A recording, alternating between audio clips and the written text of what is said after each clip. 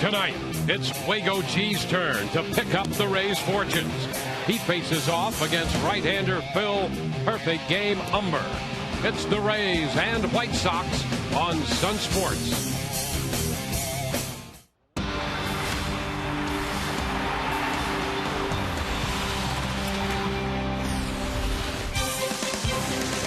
Tonight, the Rays continue their homestand. It's a six-gamer. This one, the middle game of the series, as the Rays play host to the Chicago White Sox.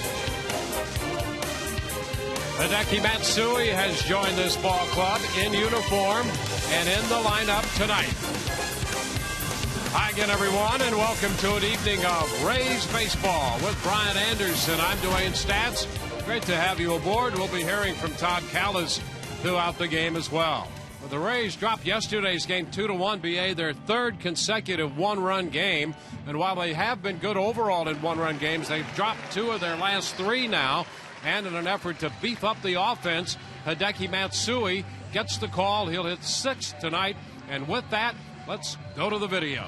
Let's take a look, because you knew it was just a matter of time after Hideki Matsui was signed that he was going to be up in the big leagues contributing at some point. He's a veteran. He's got a ton of experience, a lot of productivity, and he knows the lay of the land. He's played in the American League East for a long time before going to Oakland last year. But this is a guy, Joe's going to have some options with him because he hits lefties and righties equally as well. And if you look at his numbers spread out, a per 162 game averages 23 home runs and 100 RBIs a year. So this is a guy that you hope you can plug in and ride him for a little while and looking for that all-elusive offense. Yeah, well, the Rays are hoping that he can help this offense catch fire. He played last year for the Oakland A's, struggled early, but he did hit over 290 in the second half of the season a year ago. The Rays and the White Sox coming up, and when we come back, a closer look at Godzilla, Hideki Matsui.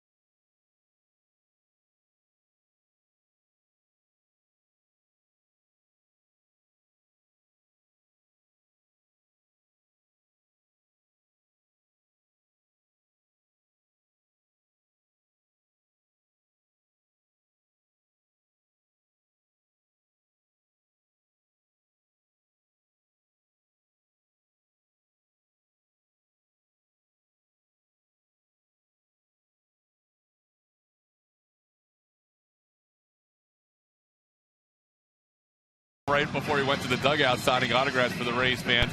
You've known this guy over 15 years. Yes, I have. What are your thoughts about him joining the Rays? Well, there's two things that you got to think about here. Number one, you got to think about the fact that he's a national treasure. It's in another uber world that we can't even fathom. I mean, he's Jordan. He's like a music star. That's what he means to Japan. All right, much more than Ichiro, much more than Nomo, predominantly because how great he was in Japan and because he played for a team like the Yankees and the Dallas Cowboys combined. That's how big the Tokyo Giants are. Now, on the baseball field, what matters to us right now, he's also such a professional, very stoic, very smart, and very judicious at the plate. And what we talked about in the pregame with the Oakland A's, when his knees felt good, the second half, those 65 games the second half where he hit 295 and he produced a run a game, either driving it in or scoring, that's what he means to a team. He's such a smart hitter. He can kind of work a count. Other guys kind of feed off of that. I think the Yankees did. He stays inside the ball so well. He's a great all-around player. Interesting perspective from a gentleman who played in the Japan League as well as the Major Leagues. Orestes Estrada, we are ready in 2 minutes and 42 seconds for the White Sox and the Rays. It will be the Tampa Bay Rays debut of number 35, Hideki Matsui, playing left field and batting sixth. We'll have all the action with Wayne Stats and Brian Anderson. Enjoy the game right here on Sun.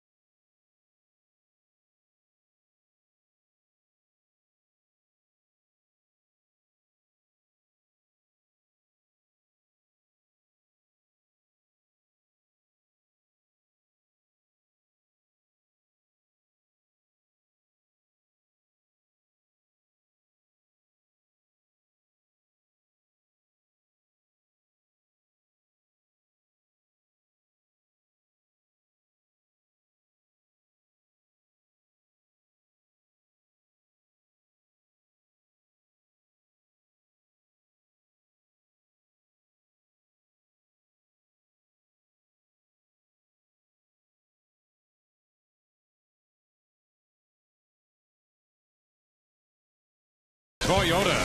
Visit your local Toyota dealer today for great deals on the amazing lineup of Toyota vehicles. Toyota moving forward. By AT&T, the nation's largest 4G network. AT&T, rethink possible.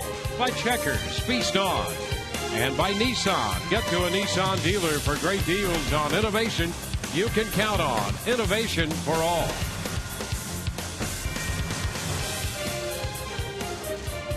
Rays and the White Sox, game 2 of this series.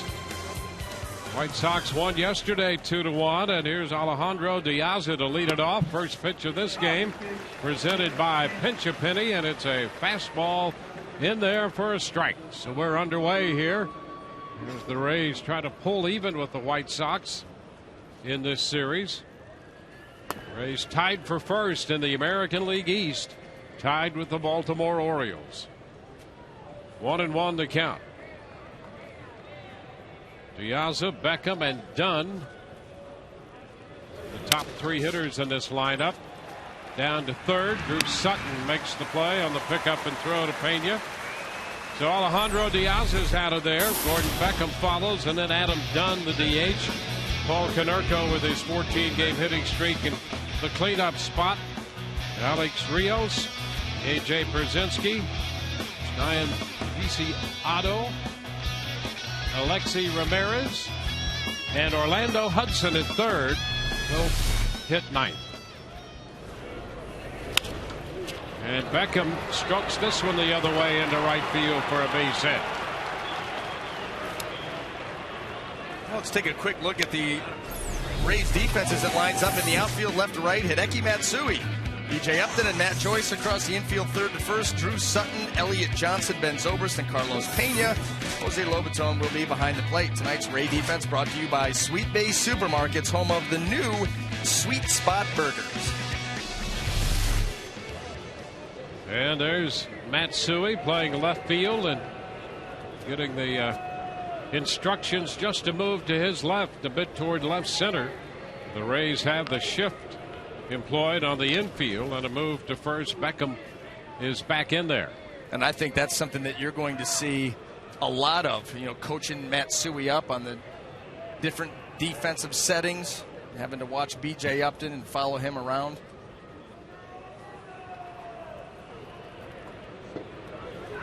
And another toss to first. Well, Dunn, the DH, with the shift on, which means Elliott Johnson is alone on the left side of the infield, but still at the normal shortstop spot. And you can see everything to center and right, with the exception of 5 hits the other way.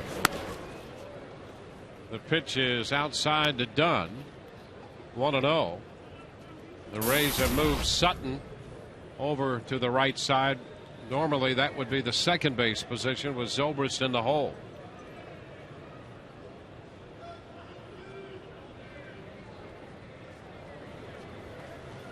One and 0 the count.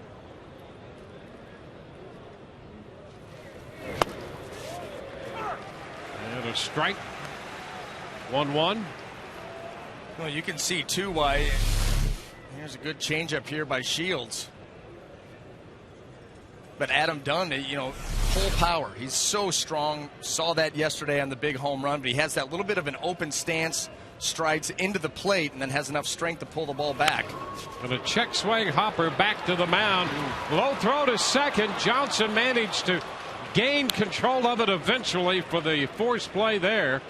That ball would not settle in with Elliott Johnson, but he managed to grab it just in the nick of time to force Beckham. Well, I'll tell you where the play went wrong was with James Shields rushing his throw. He had a ton of time here. Look at Adam Dunn out of the box. He's got all day. He doesn't even take a step. Just a turn and a throw, and then the throw is low. Elliott Johnson, tough to handle, and they're not able to complete the double play. But that's where, as a pitcher, you got to have that awareness on. You can take your time, make a nice crow hop, or at least a step, and a strong, firm throw.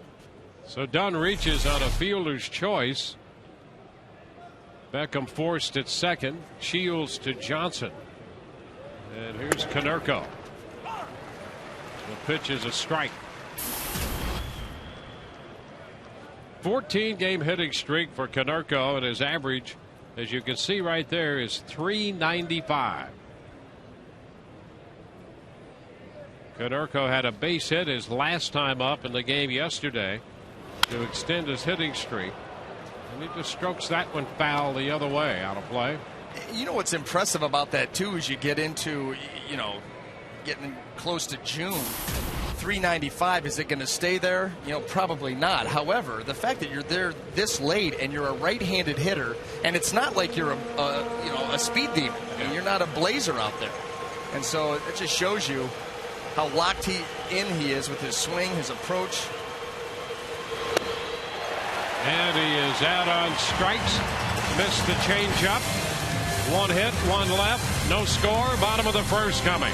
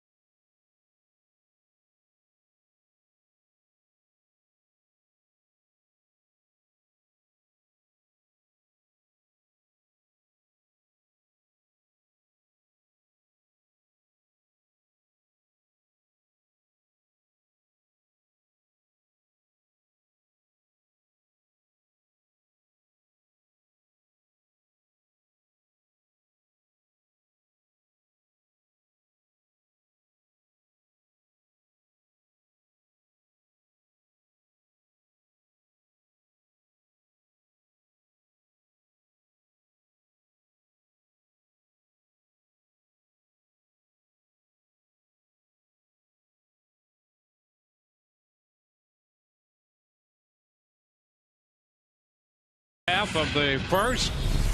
Carlos Pena is going to lead off again for Joe Madden, then B.J. Upton and Matt Joyce. Ben Zobrist hits cleanup in front of the DH Luke Scott, and Hideki Matsui will hit sixth. Jose Lobaton will catch at bat seventh. The number 8 hitter is Drew Sutton. Elliott Johnson at shortstop, the number 9 hitter.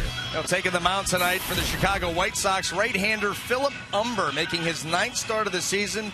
He has the one complete game, that of course being the perfect game, but since then it has been a struggle, and he's trying to figure it out.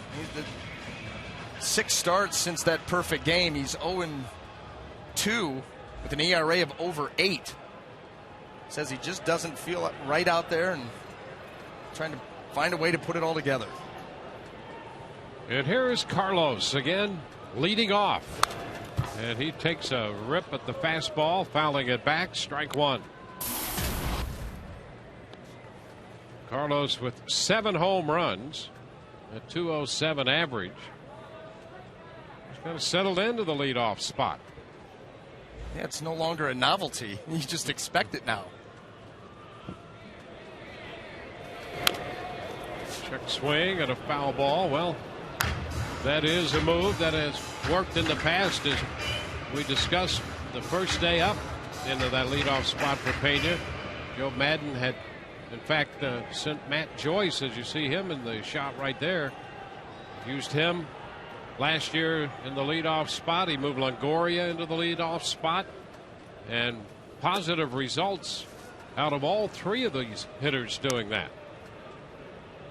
1-2 the count. Joyce hitting 3rd in the lineup tonight.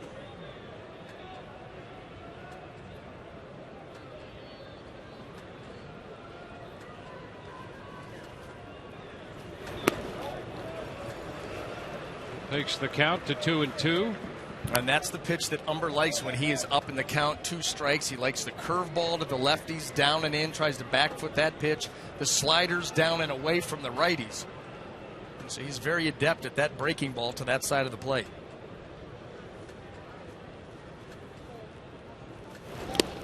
Down and in. The count goes to 3-2. Well, he grew up in Texas. He was born in Nacogdoches and lives in Carthage, Texas, and grew up following Nolan Ryan. And as much as Ryan was known for the great fastball, he was also known for the curveball, and that's what Umber zeroed in on as a kid, trying to emulate Ryan's curveball.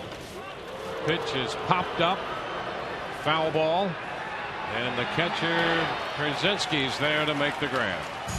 Well, let's take a quick look at the White Sox defense as it lines up tonight. In the outfield, left to right, Diane Viciedo, Alejandro Diaza, and Alex Rios. Across the infield, 3rd to 1st, Orlando Hudson, Alexi Ramirez, Gordon Beckham, and Paul Konerko. A.J. Pierzynski will be behind the plate. Tonight's White Sox defense brought to you by Sweet Bay Supermarkets, home of the new Sweet Spot Burgers. B.J. Upton chopping it down to 3rd. A reaching grab by Hudson, and the throw's low. Skips by Konerko, and Upton will wind up at second base. Well, a great stop by Hudson. He made a great play in the game yesterday. The 4-time Gold Glove winner at second base has been starting at 3rd since coming to the White Sox, and look at that grab to start it. Now, and this is a great job here to get to it, get the glove on it, but then you know BJ's running, and this is what speed does. Forces a rush throw, and it was nowhere near first base, and then BJ alertly moves up to second. Well, BJ had his 10-game hitting streak come to an end in the game yesterday, but he's aboard tonight. That's a hit and an error. So he's in scoring position now for Matt Joyce.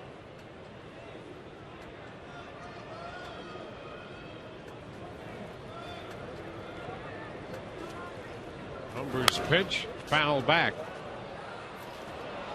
The White Sox have been playing good defense. In fact, coming into this game, they had made exactly half as many errors as the Rays.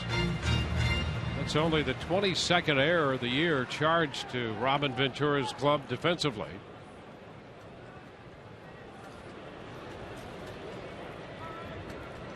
The 0-1, foul back, fastball, 0-2. Rays with a chance to strike first.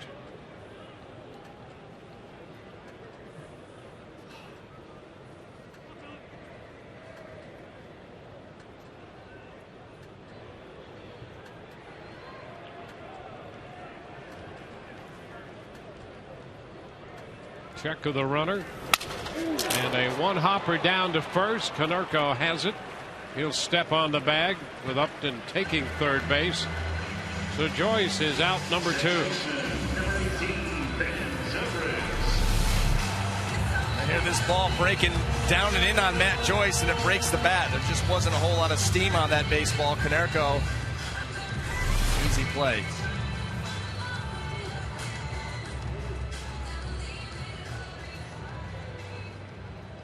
Here's Ben Zobrist. Well, the Rays collected only 3 hits yesterday off Chris Sale, and Zobrist had 2 of them.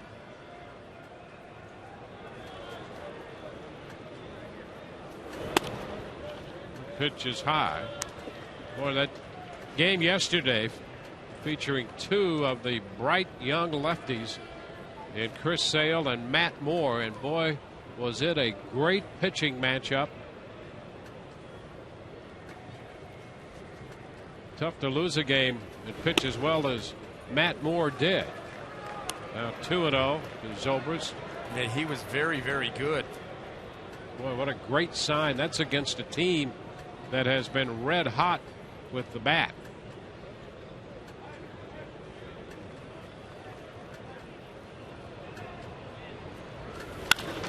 Zobrist under it, lofts a high pop fly. Rios is there, backs up a little bit now and makes the catch. Rays leave Upton at third. We go to the second, no score. Rays first hit of the game. Jay will donate an additional $500 to the Rays baseball.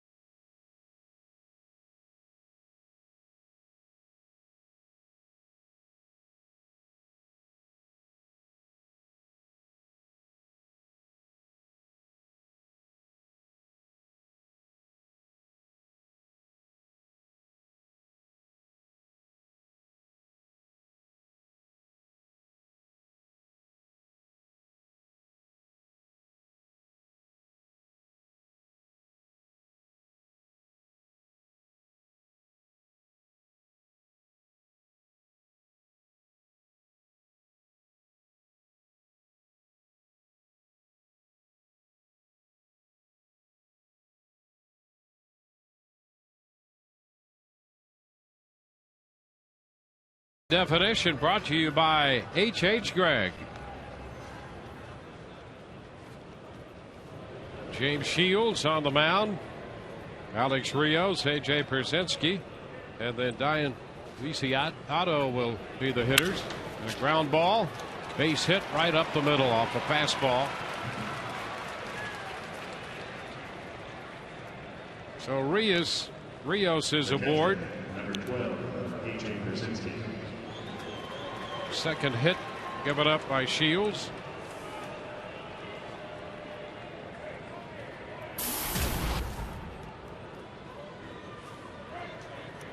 Here's A.J. Pierzynski.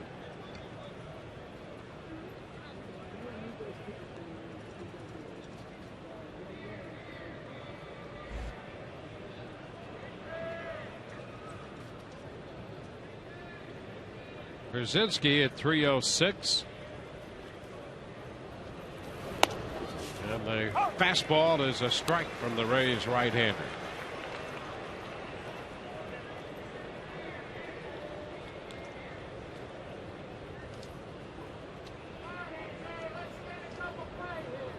Shields coming off a no decision against the Toronto Blue Jays. Pitched 1 out into the 8th inning in that game. Ground ball right side. Zobrist back to Johnson. They get the out at second base, and that's the only one. A long throw required by Zobrist to start that play, and Rios is retired at second base. Well, here it is. Przinsky pounds this ball into the ground, and Ben having to move all that way to the left and then stop, plant, throw. It's too much time. Przinsky aboard. Luciano is playing left field. And he has a very good bat. 10 home runs already.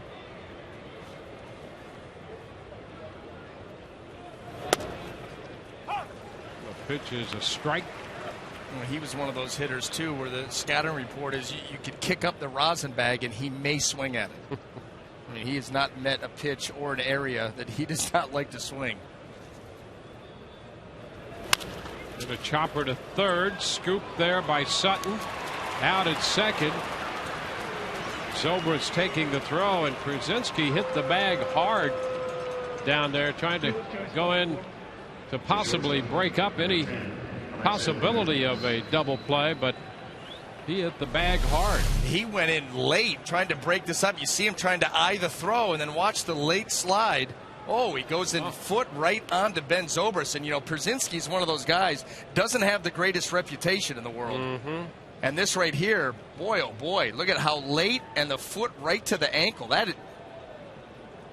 It's pretty dangerous. As dangerous as it turns out to Zobrist, but he flipped himself. Yeah, he went in so late. You're right, the back leg catches the bag, but watch the front left leg right into Ben's ankle. This right here, I mean, that could have turned out terribly. Let's strike the count to Ramirez. Pitch is down, 1-1. I mean, you're getting into dirty territory there. I may not even getting into. I think you may be in dirty territory there.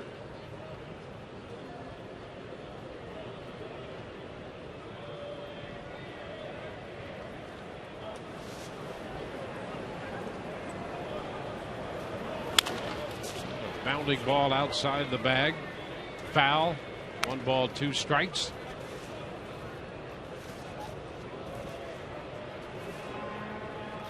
Well, things like that have a way of sticking in the memory of teams. Oh, yeah. So we'll see as this game, this series progresses.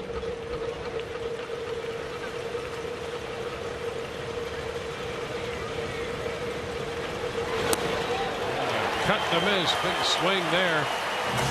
Ramirez out on the fastball. A man left. Bottom of the second coming. No score.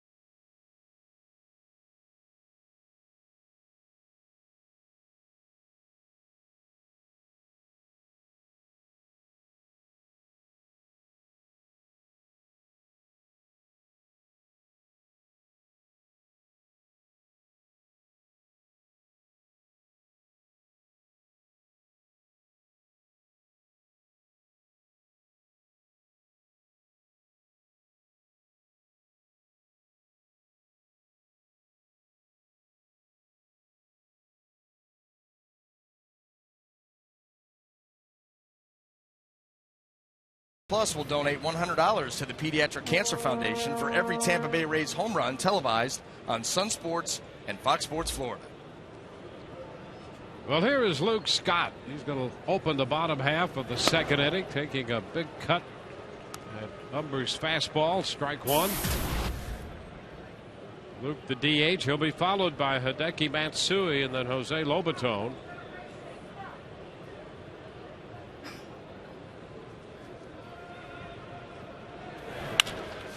A fly ball headed down the left side with some slice to it and out of play.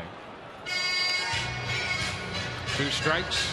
Now you got to be careful on Luke Scott. You know, the kind of the book on him is you want to keep the ball down and away from him. That ball middle in, he has a tendency to be able to get to because that front hip will come out and he can juice that ball to right center. However, we've seen him go out here to left field. So those balls away, if they're elevated at all, he's strong enough to get it out right over the Sun Sports banner out in left center. And a foul ball off the mitt of Brzezinski, so it's still 2 strikes. And I wouldn't be surprised if he drops one before the year is out, 1 or 2 over that low wall where it hits 315 right at the foul pole and then extends out. That'd be a nice spot to drop 2 or 3 home runs. He just gave you kind of some foreshadowing on that ball down the left field line. I mean, that ball had some good carry for a ball that he hit towards the end of the bat. But he, you know, the thing he's able to do is he's able to get out there to that baseball with full extension. And he gets with full extension. He's a strong guy. Well, you get the idea that just using his upper body, he could hit one to the opposite field that far. Yep. For a home run.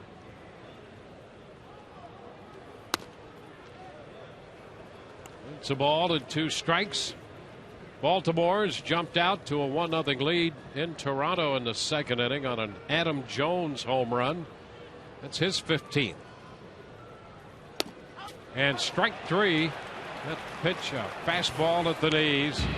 So Scott is caught looking. And that brings up Hideki Matsui. Now let's take a look at our scouting report. After we let the cheers roll in, brought to you by Coventry Healthcare of Florida, avid video watcher. This guy constantly poring over video, looking for ways to do it better. He's got a spare minute. He's watching video, and good enough for the outfield. Because of the guy in front of him, Luke Scott is going to do a lot of the DHing. So Matsui, is he going to have enough to be playing in the outfield, especially here at home on the turf? Well, Matsui, after that first pitch, and it was a slider, and he missed it. And that's something you will expect him to do. He can work the count, but he will look for that pitch early to do some damage early. Count is 1-1 now.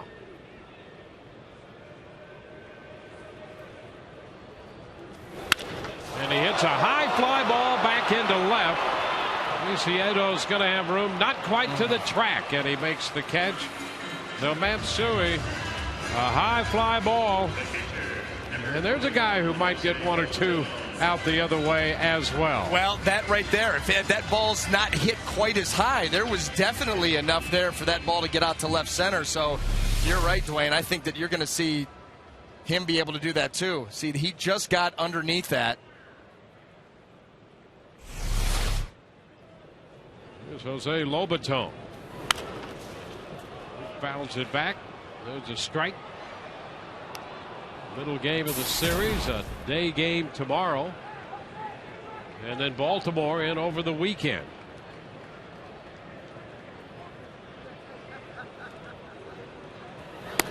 This pitch is high. 1-1. Well, Matsui, you know, you're right. He does take advantage of modern technology. He'll go back after an at bat and watch that at bat. There's a long fly ball back into right center field. Rios in front of the 370 marker makes the catch. Lobaton hit it a long way. Through 2, no score.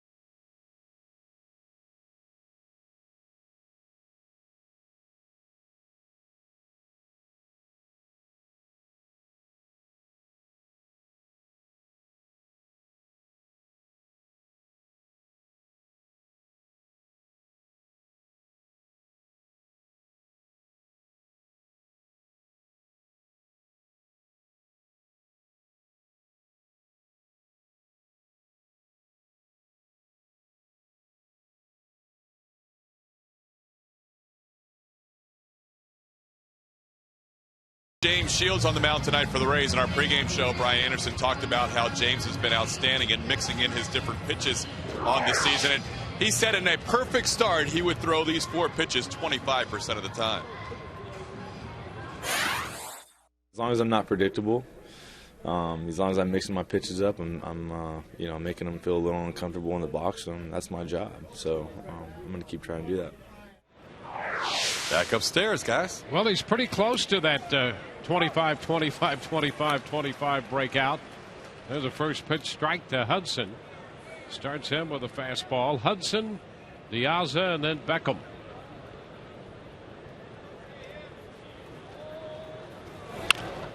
Chopper down to third.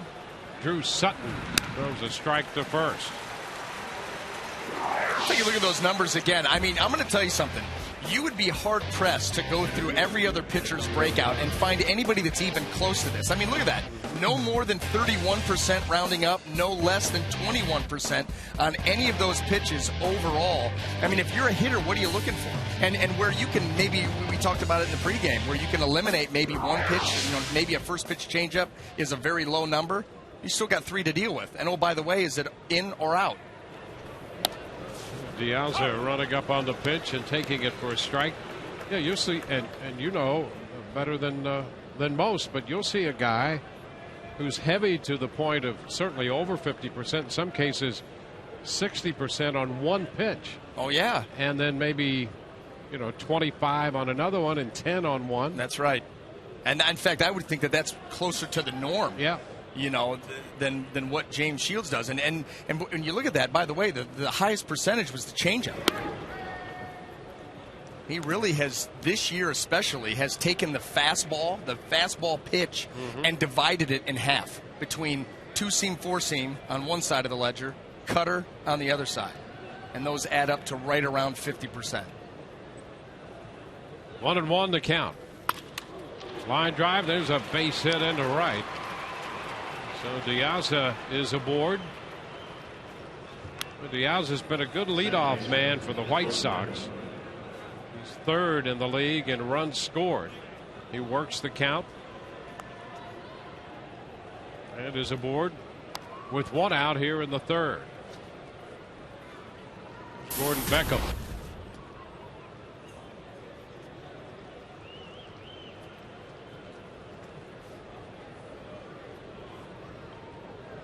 Beckham singled into right. Soft line drive his first time.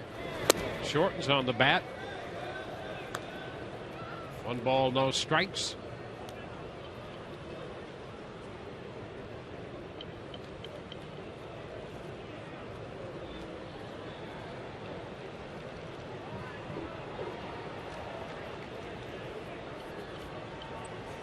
A quick move to first.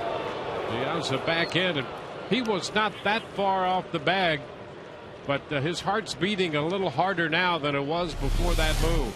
Yeah, look at him. Not close at all, but you see how quickly James is able to get the ball there. And De Aza, you wonder how many times he's seen that move. It may have been the first time. He will stay close now.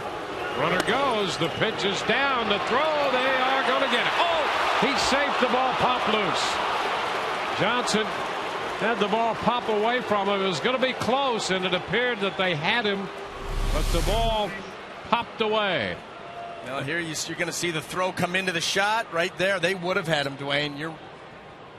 Lobaton, a nice job of getting rid of that and throwing that right on the money. Just not able to secure it. So that's the 9th stolen base of the year for De Aza. 2-0 the count. And Beckham looks at a strike. 2-1. Yeah, that was a nice throw by Lobaton. On a ball that was down as he was coming up, so he had a long way to reach, and then the transfer, and still able to get that throw down to second base with some good speed on it, right on the money. And there's a strike. Off speed in the upper part of the zone.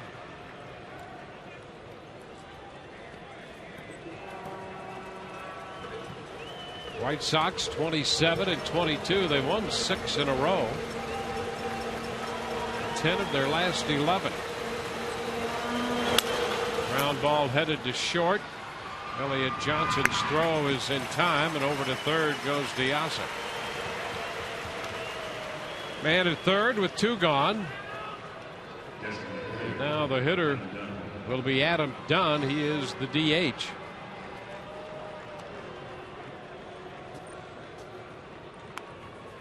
Dunn reached on the fielder's choice his first time. Homered in the 6th inning of the game yesterday. And that turned out to be the difference. 2-run home run. Shows you how strong this guy is. There's a wave and a miss and a changeup. We mentioned it briefly yesterday, but here's a guy who couldn't even hit 200 last year. And there's a pretty good school of thought that appendectomy he underwent. Strike 2, and then came back about 9 days. Really curtailed his ability to hit. He just couldn't get the pitches like he got to that one we saw in the game yesterday. Up and away. 1 ball, 2 strikes, because there's a nitro zone with this guy. Well, you saw where that home run ended up. I mean, cleared the stands, back wall here.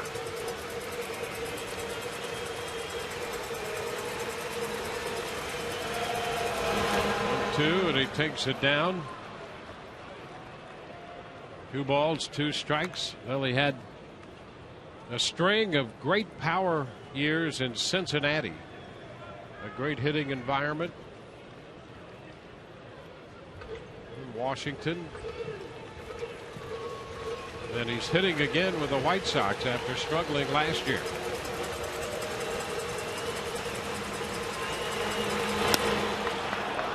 That's a little wide, and the count is full.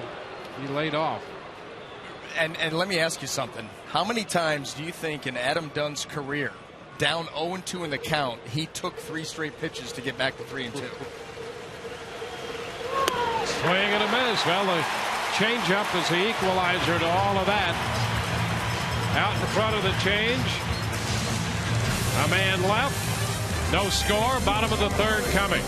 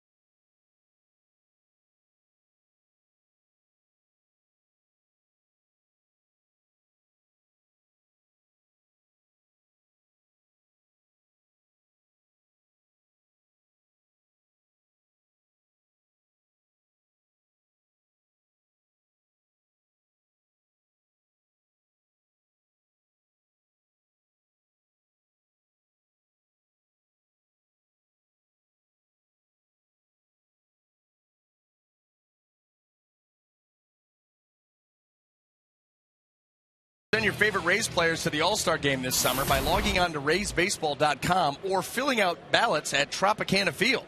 Vote now and vote often. Drew Sutton takes the first pitch. Fastball from Umber. It's in there for a strike underway here in the home half of the frame. Elliott Johnson will be next. The pitch is down. It's 1-1. Sutton, Johnson, and then back around to the top of the order, Carlos Pena.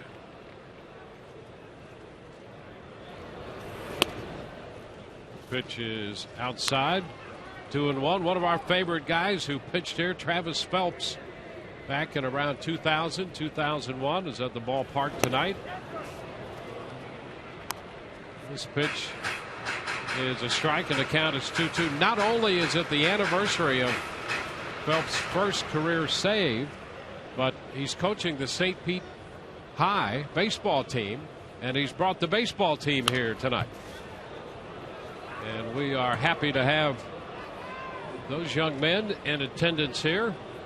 Middle game of this series, so our salute to the St. Pete High baseball team over there under the direction, the able direction of Travis Phelps. This pitch is low, and it's now 3 balls and 2 strikes.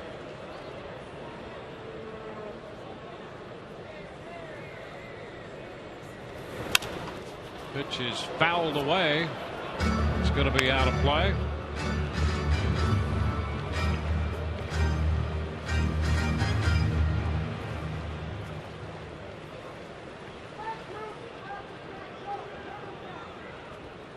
Rays have picked up 1 hit through the first 2 innings and a popper to the left side of the infield. Ramirez, the shortstop, makes the catch. Last time the Rays faced Umber here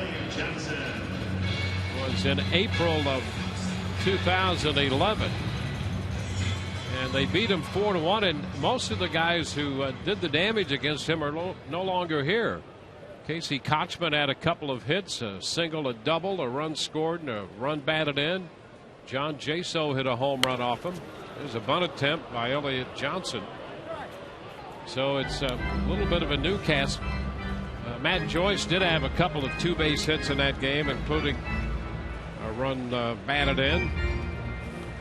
The guys who handed him the damage that night are elsewhere. Is that coming out of your black book? It's coming out of last year's scorebook. Oh. Yeah.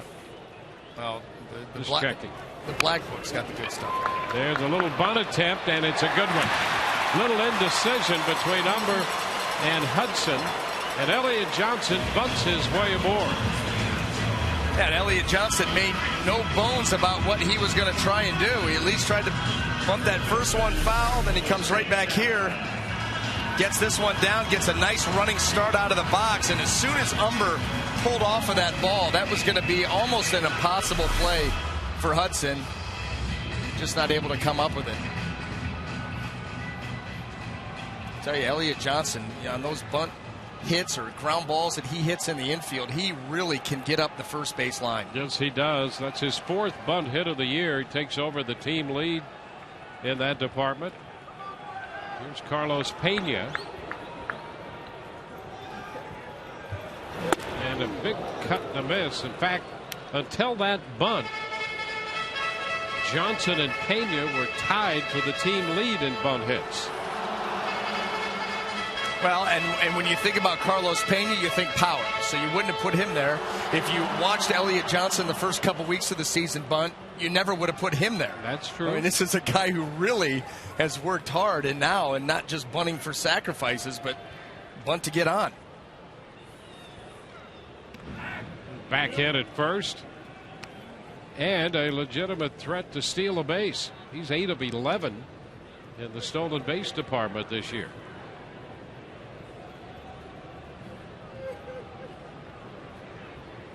We are scoreless in this game.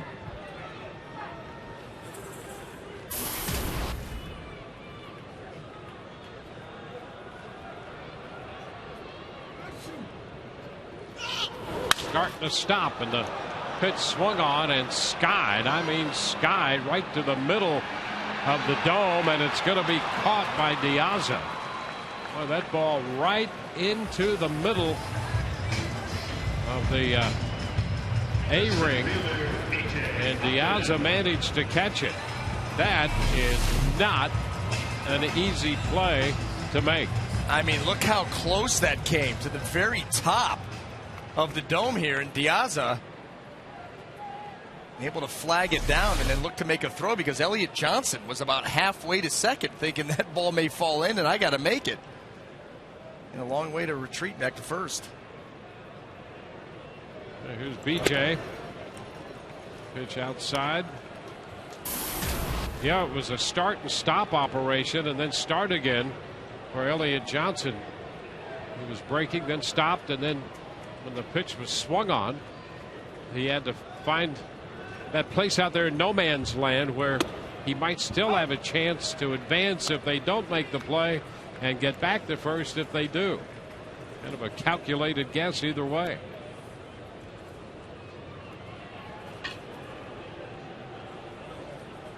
1-1 the count. He's back in there.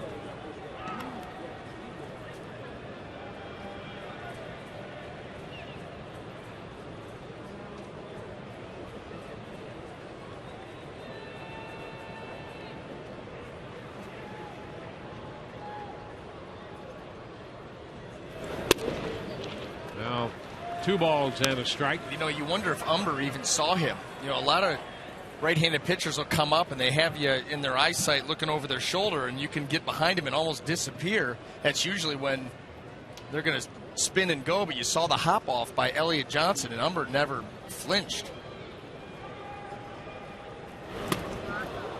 Swing and a miss, 2-2. And that's an observation. You talk about guys on the bench paying attention. That's information that base runners can now use for the rest of the night and the next time they face him. Well, you've seen, I mean, even that last shot there, Elliott, you know, kind of getting that little lean, you know, faking a false start. He's timing him up well. He's gone. Pitch is up and away, and the throw will not be in time. Stolen base for Elliott Johnson. That's number 9. Well, there you go. He spent a couple of pitches just timing him up. And then all of a sudden, here you go. There's your jump. Brzezinski's throw was on the other side of second base. Beckham, watch him try to bring this back quick. No way. And a nice job. Johnson runs the bases very well, not only on that steal where you want to be in a straight line and wind up to the backside of that bag. But normally speaking, a good base run. There's a shot foul up the right side. Well, BJ fairly close right there to putting the Rays out in front. There is nothing like trying to steal a bag. You get a lead and you turn and go, and you feel like you're on an island. You're huffing and puffing. All you can hear is, you know, your breath trying to slide in. And time granted. Brzezinski, the catcher, calling for time that time. How about when Ricky Henderson was just popping out 130? Yeah. I mean, come on. Come on. Is that even real baseball? 130 stolen bases? BJ pops it up. Foul ball. Brzezinski got a late start, but recovers and makes the catch to retire the side. He did not locate that immediately. Rays lead a man. No score through 3.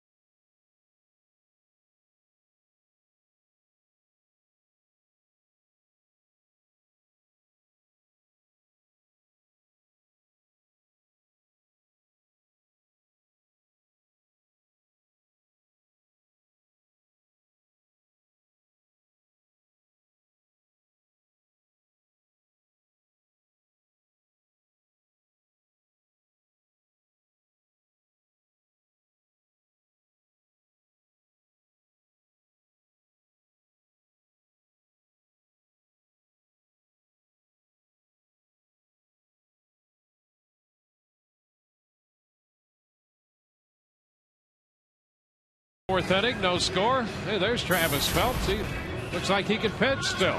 He does. I'm going to tell you what. Go ahead. Well, I'm just saying he's got his baseball team there from St. Pete High, but his beautiful daughter Emmy's with him right there too. So he's got his hands full. A whole baseball team to coach. He's the kids. Yeah. Yeah, no doubt. I mean, imagine if you're playing for St. Pete High. You know, your coach is a former big leaguer, manager's a former big leaguer, and taking you to the ball game. You got it made. Did you get your cameo on TV? What else is there? You don't want to peak too early, though. Just keep it all in perspective. Konerko fouls the pitch away. Well, they got a great coach. I'll give them that right now. And I know that they're happy to be here, and we're happy to have them. 1 ball, 1 strike. Speaking of that, another new Rays fan joined us all. Carol McMahon, who's the receptionist here for the Rays, has a little boy. He arrived this morning, and Carol's mother came all the way from Ireland to make sure that she was here for the joyous occasion. Everybody's doing well, and we're happy for Carol. Well, if there was enough room up here, we could do like a little jig for the little guy, a little Irish jig with the fast feet. I have no question in my mind at all that you could do that. I will Michael Flatley you. Strike 3 called here. Konerko out of there. Another strikeout for Shields. We'll give him 4 on the night. And it's also time for the AT trivia question. Since 2002, which left-handed hitter has the most home runs off left-handed pitchers? Well, and that would have some relevance in this game tonight. There's a strike to Rios. Fly ball toward the line and right. And Joyce is there. Rios is out, number 2. You know, to be fair, a lot of times when you read the trivia question, they're pretty lame. Yeah. I mean, you're really like, did anybody put any effort into this? Really? Yeah. But that's a good question. Quality is better. So you have to say, you know what, they did their homework and they came up with a relevant topic, and it's a good one. It's a really good one. Are you saying that Mike Griffin put his thinking cap on? I think he did. There you go. Yeah, because sometimes it's just mailed in. Here's A.J. Brzezinski, and it's foul. But boy, when he comes up with one that's good and relevant, it is right spot on. And that's why you have to be, you know what, if you're going to criticize, you got to be quick to praise. Yep. There you go. You've got goodwill and credibility going for you. You're all things to all people. Yeah, well, who wants to be that, though? A lot of pressure on that, too. There is. Yeah, and to thine own self be true. Okay. So there you go. I'm lost now. You went all Shakespeare on me. 0-2, swing and a miss. That takes care of Krasinski. 1, 2, 3. We go to the bottom of the 4th. No score.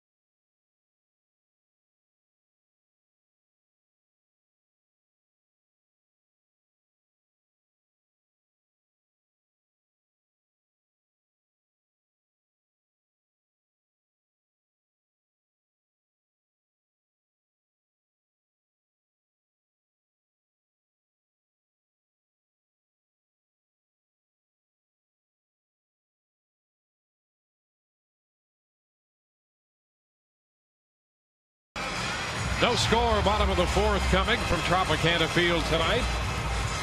Let's get the answer to this outstanding trivia question presented by AT&T. Since 2002, which left-handed hitter has the most home runs off left-handed pitchers? Well, that would be Adam Dunn with 93 different lefties, but David Ortiz is second. Jim Thome and Carlos Pena tied for third with 74. And Hideki Matsui ninth, 55. And that right there is why it's a good question. Look at that, the way he brings it all together. 3 out of the top 9. There you go. Yeah. So that could be the prized trivia question of the year. So it's going to be tough to beat. Yeah. Leader in the clubhouse. Information, relevance.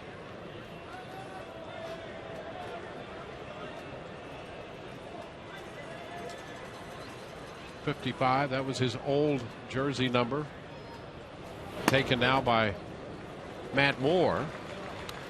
And so the veteran player said, well, I don't know that he said this because most of the conversation's through an interpreter, but I'm told that he wanted the next number available with a 5 in it, which was 35. Joyce draws the walk, and the Rays have a base runner. So Matt Moore keeps 55, and Matsui has 35.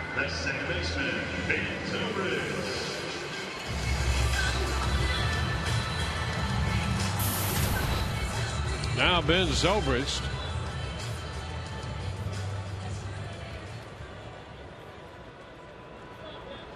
So the Rays have the leadoff hitter aboard via the walk.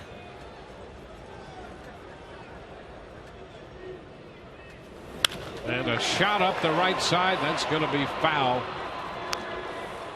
It's coming in on Zobrist, and he was out in front.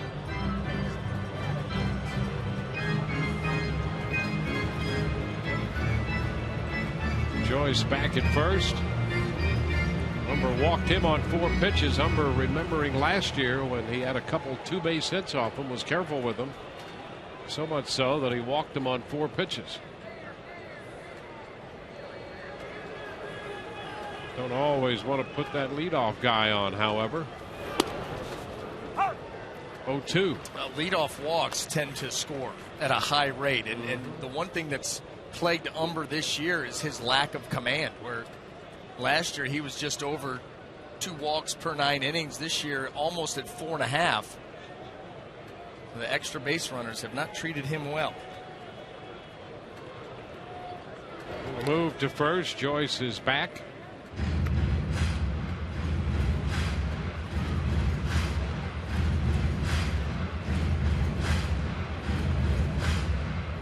Rays have had base runners in 3 of the first 4 innings.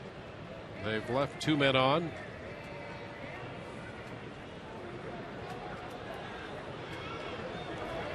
And a swing, and they miss.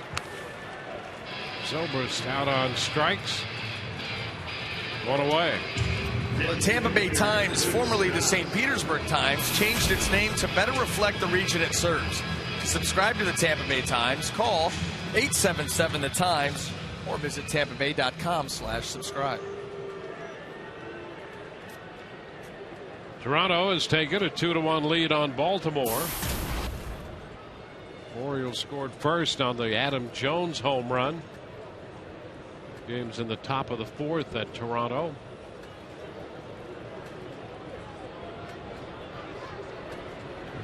Turn and a move to first on Joyce, who's back in.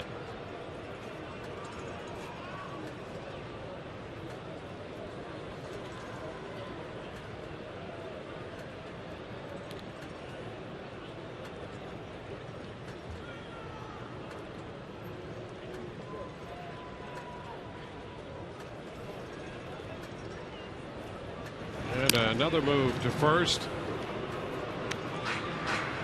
No trouble for Joyce getting back in. Rays and the Orioles sharing first, 2.5 in front of New York, 4 up on Toronto, and 4.5 in front of Boston.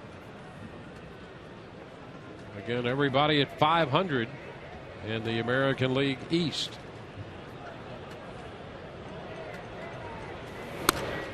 This one is high to Luke. 1-0. Similar situation over in the National League in the East. There's the American League East, the way it stacks up.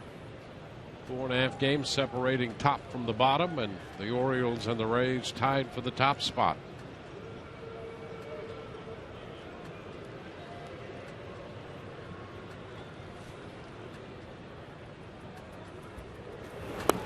Swing and a miss, snapped out at first. Joyce getting back in. Mark Wegner on the call.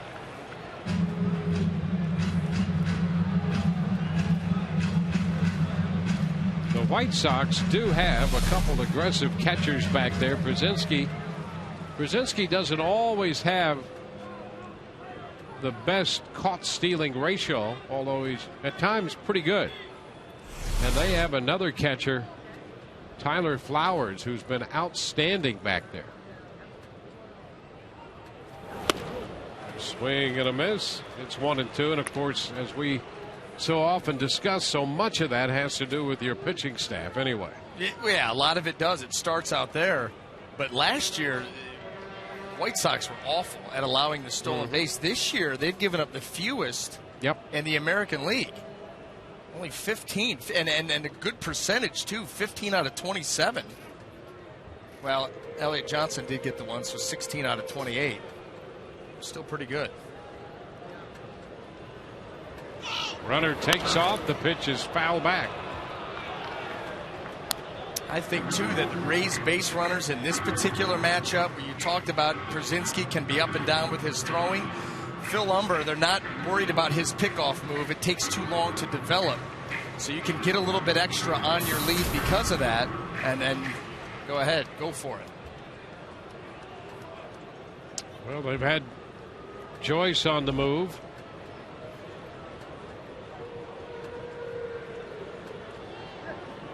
Luke down on the count, a ball, 2 strikes. Joyce goes and stops, and the pitch is ripped foul. Deep but well foul. Boston has a 1-0 lead in the top of the 4th inning over Detroit at Fenway.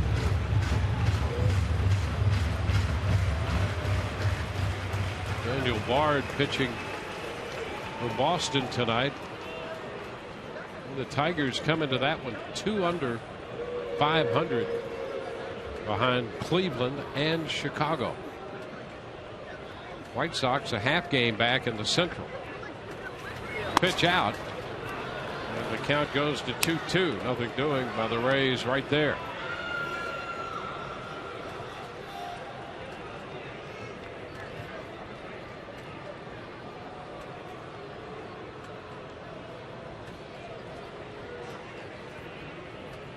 Rays trying to make something out of the leadoff walk.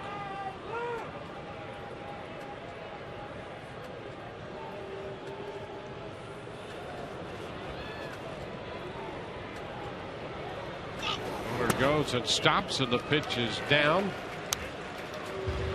We're holding the ball a little bit longer that time.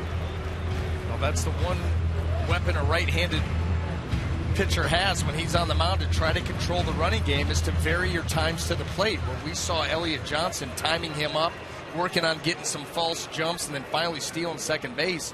You just hold it, step off, hold it a little bit longer, then maybe go quick. Vary your times. Runner goes 3-2, and a liner into right field.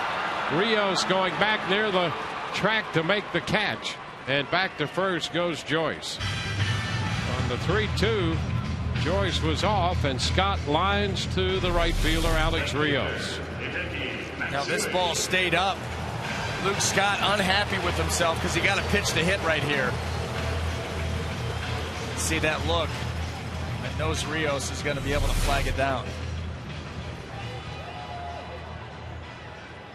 And here's Hideki Matsui. Hit the high fly ball to left his first time up in the 2nd inning.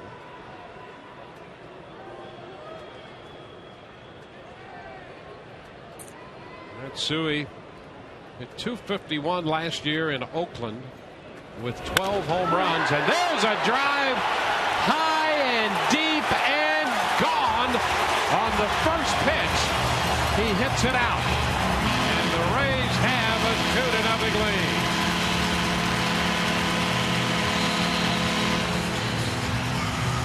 So Hideki Matsui's first hit for the Rays. A 2-run home run.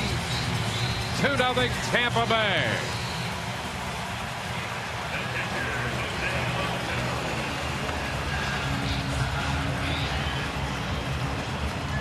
That's something he did a lot of last year with Oakland. He was very good early in the count. First pitch, second pitch. He was really at his best early in the count. And he's pretty good right here on this first pitch. Well, here it is. The ball just catches a little bit too much plate, and Matsui just crushes it. And, you know, those are the kind of guys, Dwayne, where you come up with that information. It's something that your pitcher, you'd like to have him know that. Some guys are aggressive early and have a lot of success. So, whereas sometimes you work the outer half and then move it to the outer third and then maybe off the plate, maybe you got to make a better quality pitch early on. Those guys are going to jump you like that. What happens? Yeah, and if you look at what he did a year ago, on the first pitch he hit .344, and on the second pitch of an at bat with a count of 1-0, he hit .388. There's a hopper over the mound towards second, grabbed by Ramirez. The throw to first, and Lobaton is out of there. That retires the side, but Hideki Matsui gives the Rays the lead on this long one. It's 2-0 Tampa Bay.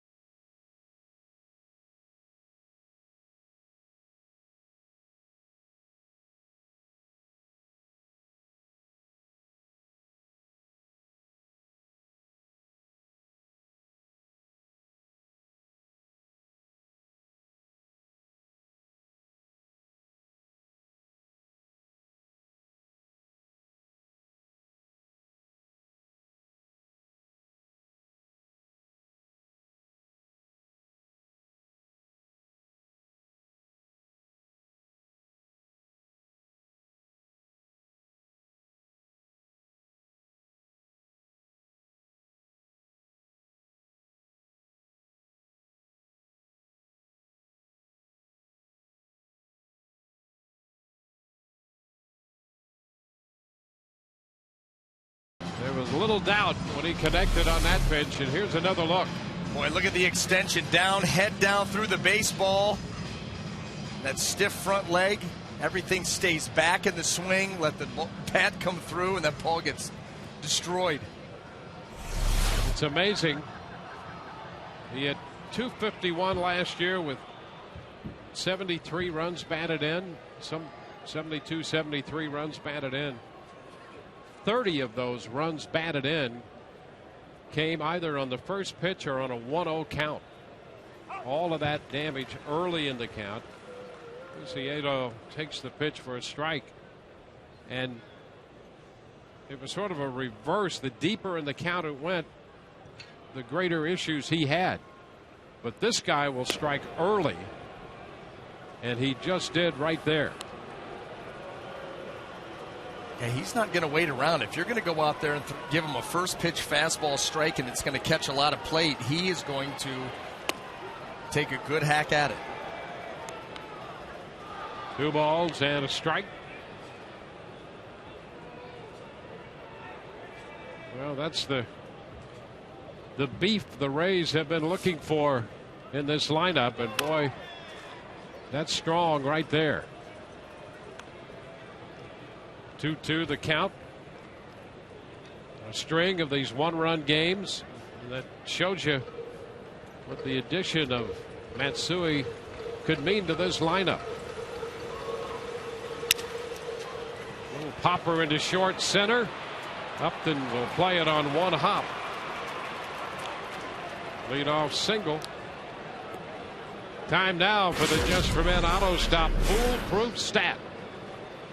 James Shields pitching 6+ innings and 9 consecutive starts. Just as the Rays count on Shields for quality innings, you can count on Just for Men auto stop for foolproof results.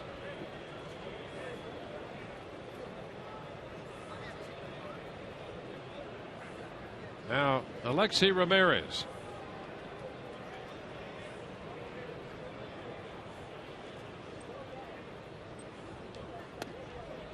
Pitch a strike around the knees.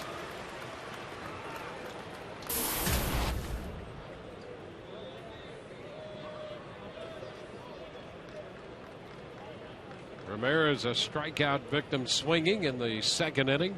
One of the 5 strikeouts posted by Shields tonight.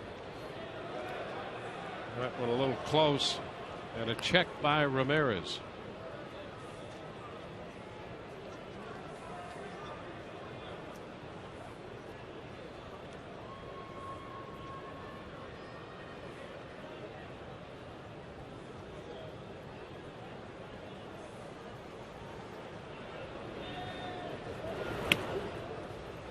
Pitch is down.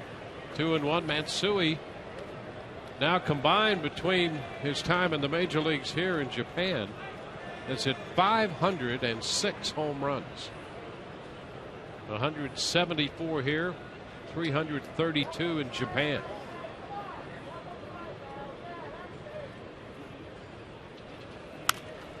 Ramirez fouls it.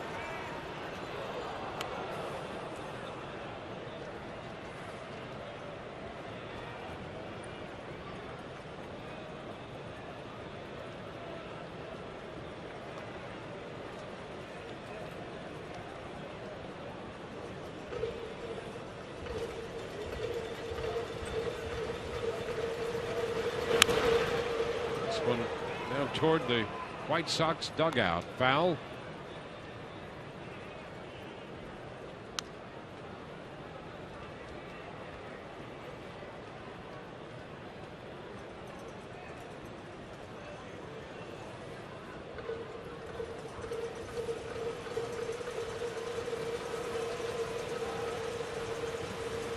Runner at first. Luciano, and a throw to first, going to skip by Pena. Runner's going to go all the way to third. Joyce retrieves the ball in the Rays bullpen. Now that'll be an error charged to Shields. And just like that, with nobody out, the White Sox have a runner at third base. You know, we always talk about James Shields. He's so accurate with his throws, and he knows it. He pulled that throw, got away from Carlos Pena.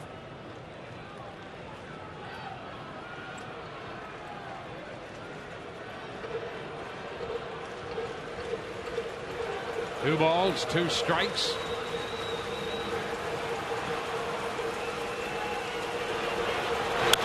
And a base hit into center field, and the run is going to score. Ramirez drives in the first run of the night for the White Sox. So they come right back with a run on the heels of the 2-run home run by Hideki Matsui. And you don't want things here to start speeding up and, you know, rolling for the White Sox. That was a pretty good curveball there by Shields. Now the ball stayed middle of the plate. That ball's a little bit further over. He gets what he wants, but it stayed in the middle, and Ramirez is able to go down and shoot that ball into center. And Viciedo comes home to score after the error.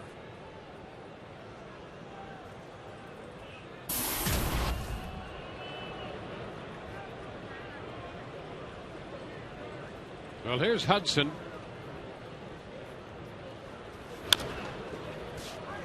fouled, strike one.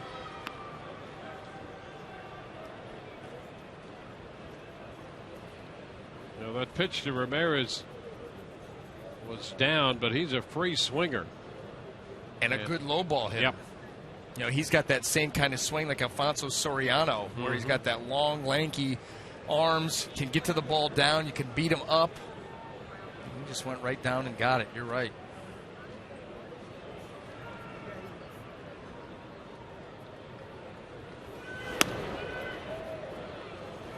One ball, one strike. So now nobody out with a run home. 2 hits and an error in between.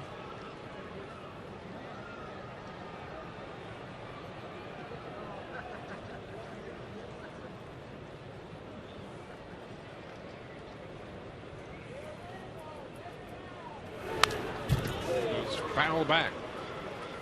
Fastball fouled into the screen. Sets up a 1-2 count.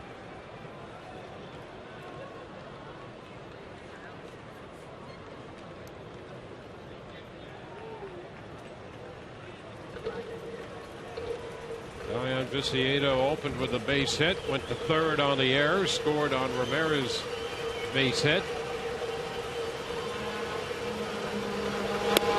And it's a little low. 2 balls and 2 strikes.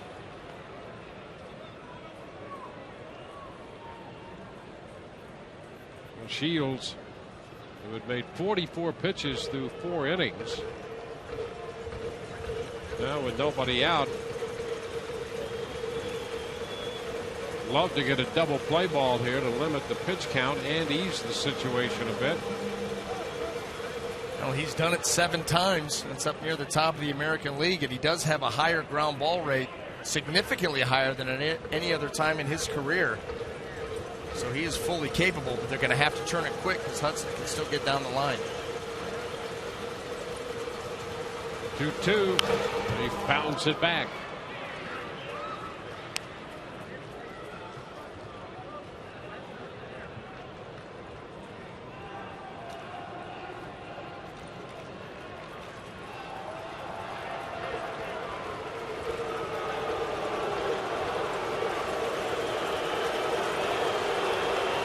Made 16 pitches in this inning, still looking for the first out.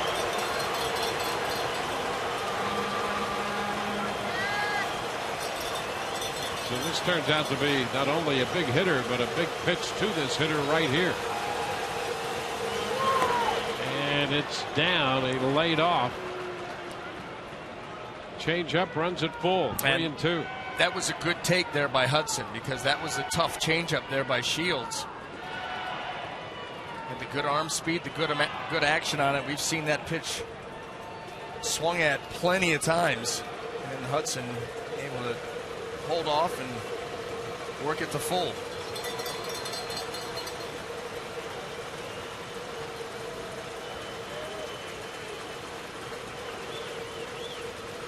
Shields with the 3-2. The runner takes off. Swing and a miss, and the throw is not in time. Ramirez has a stolen base. Hudson strikes out. And now the White Sox have Ramirez at second with 1 away. Now the pitch there, the cutter, Hudson misses it. Lobaton with the throw. Not nearly in time. Ramirez had a great jump on his way to swiping that bag. That'll be the top of the order. Alejandro Diaza.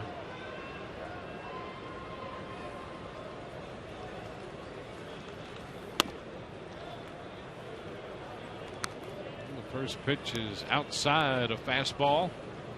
Blue Jays have added to their lead. It's 5-1. They scored 2 in the third and 3 in the fourth. Baltimore coming in to hit in the top of the 5th. Changeup taken for a ball.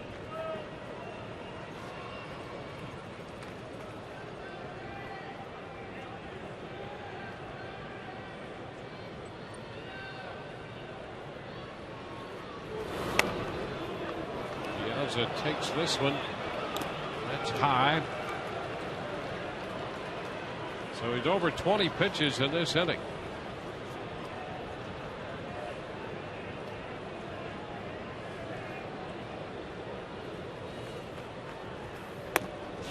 And a strike. Piazza taking all the way.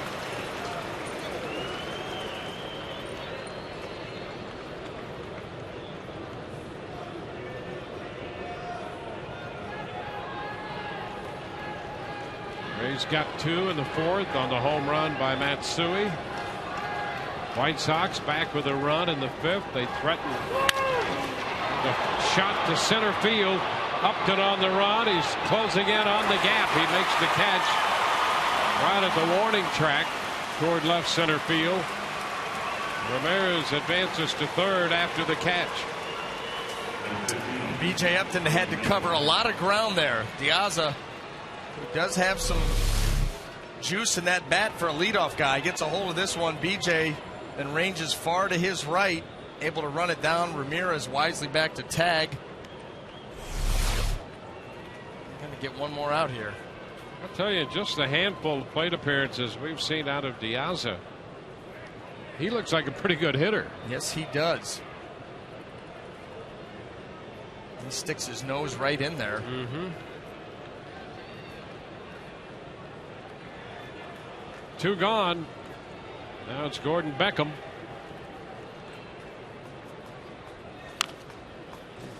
Bounces one foul. Well, you know what? When you have guys like Piazza, stepping up, Adam Dunn with a resurgent year, Jake Peavy, what he's done on the starting pitching side, Chris Sale, who we saw yesterday. Yep. It's no wonder this team's making some noise. Yep.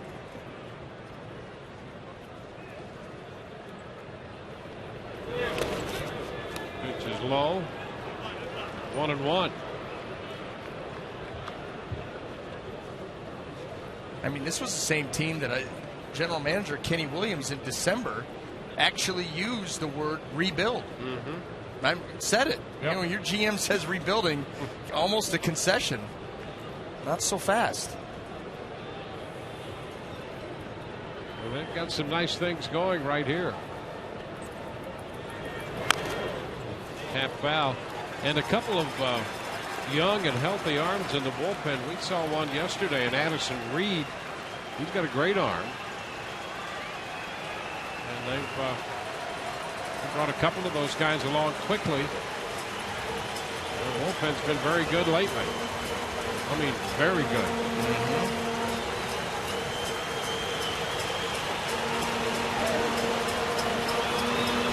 Swing and a miss. Beckham is out on strikes. Fastball got him. They settle for 1. Rays lead 2-1.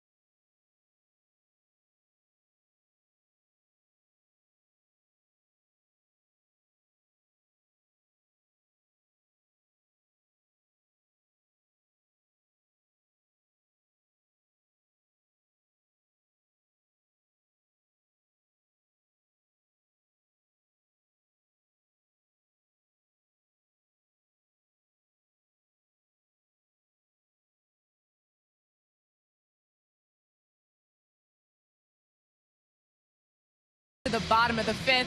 Hey, follow us on Twitter. It's @SunSportsRays. Make sure you keep tweeting with us throughout the game. And check out Game Connect on FoxSportsFlorida.com. That's where you'll find your stats, your scores, basically anything you need during the game. Now, Elliot Johnson tweeted out earlier today a picture of Jeremy Hellickson trying on Hideki Matsui's hat. Obviously not the right size. Hideki Matsui's hat size is 7 7/8.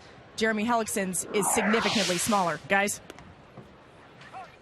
Now that's inside baseball. That is. Yes, it is. 7 7/8. I wore a size 7.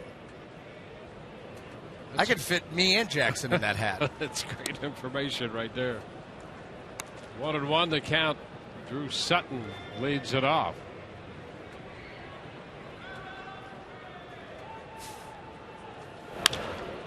There's a foul ball the other way.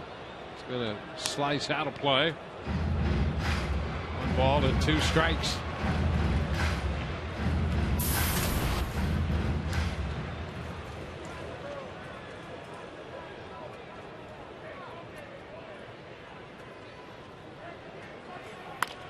There's a line drive, base hit into right field for Drew Sutton. The Rays put the leadoff man on base for the 2nd consecutive inning. To build on this 2-1 lead. Now, Sutton did a nice job of shortening that swing up. That ball was up, and he was able to get on top of it. Didn't hit it that hard, but didn't need to. Fight it off, get a base hit, leadoff man on.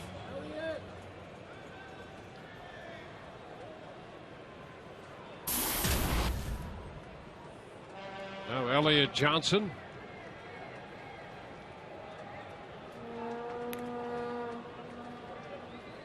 Elliott bunted his way aboard the first time.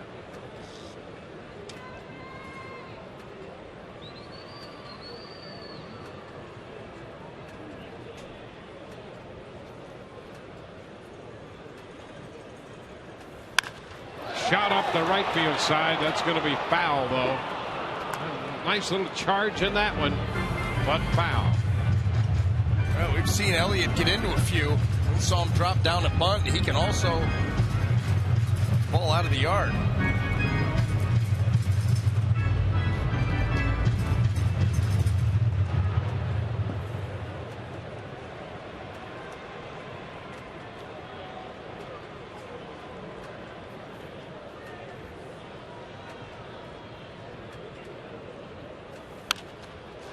That one is fouled back and out of play.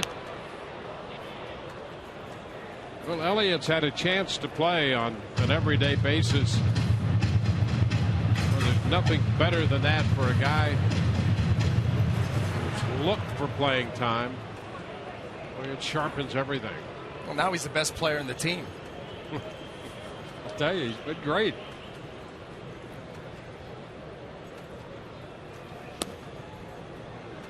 One ball, 2 strikes. Giving the Rays some great defense. Pop the ball once in a while. He's stealing bases.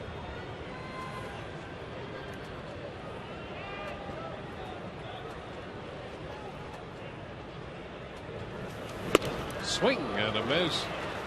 Johnson out on strikes. 1 away.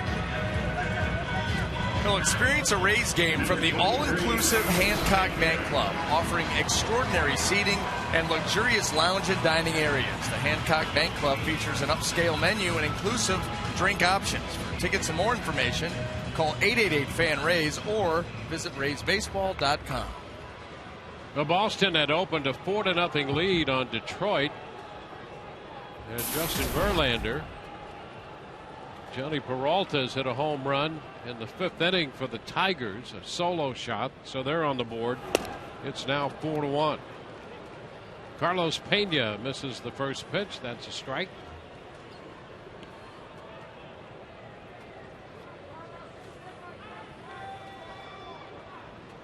Carlos 0 for 2. Hit the towering pop-up we thought might actually hit the very center of the roof here of the ceiling. And it was caught by the center fielder Diaza. That came in the 3rd inning. 1 ball, 1 strike.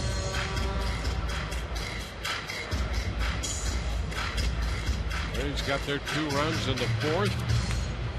Chicago a run on the top of the 5th. Rays batting in the bottom of the 5th. Phil Humber on the mound for the White Sox.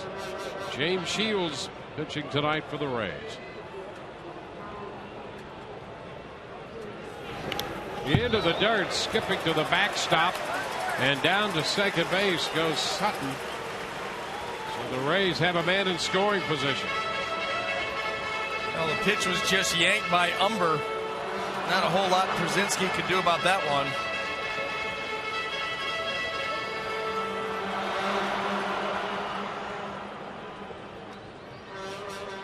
So here's an opportunity for the Rays to regain their 2-run advantage.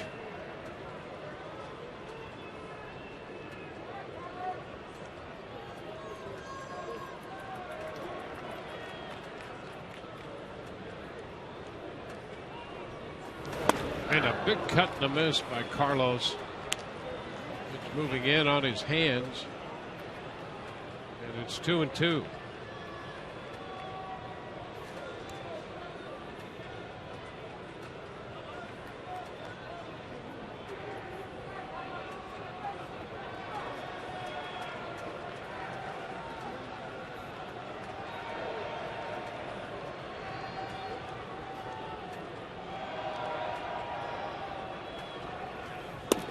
And a cut and a miss. Stayed in there with that same pitch. Strikes him out. 2 gone in the 5th inning. Let's check in with Todd. Dwayne, coming up on Saturday after the Orioles and Rays 4-10 game, you've got LL Cool J, part of the Rays Summer Concert Series, featuring DJ Z-Trip with his songs like Mama Said Knock You Out, Hey Lover. It'll all be part of our Rays Summer Concert Series. Go to RaysBaseball.com, 888-FAN-RAYS for more info. Going back to Cali, Jingling Baby, all that will be played after the game. Guys, back to you. Todd's going to be here for sure. Apparently in the front row. Here's BJ Upton. Pops it up. Ramirez makes the catch. The White Sox shortstop. No runs, a hit, 1 left. Rays lead 2-1. Baseball terms in 7 words or less.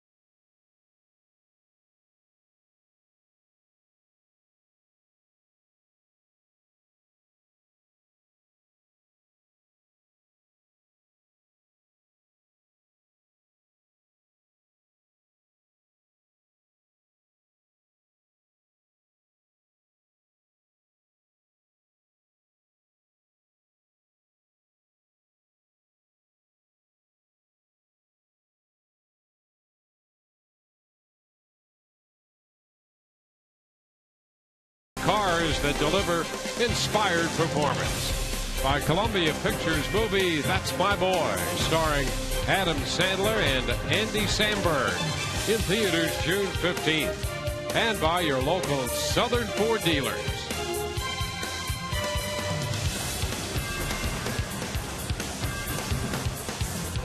From Tropicana Field, the Rays and the White Sox in the middle of their 3-game series. Adam Dunn will open it against James Shields in the 6th. And the Rays have the shift on. First pitch is a strike.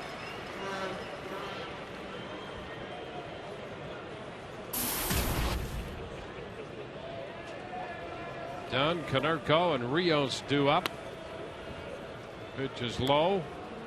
1-1. Ben Zobrist has moved from second into shallow right field with Drew Sutton at the normal second base spot.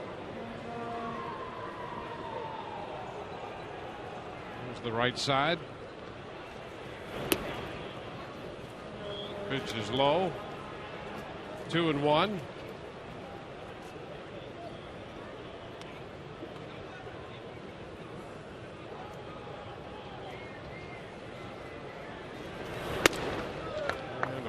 Close. Fastball in off the plate.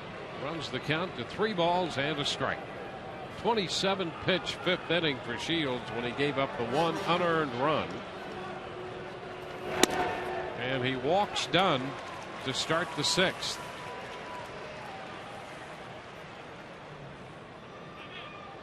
Laid off that pitch as it moved inside.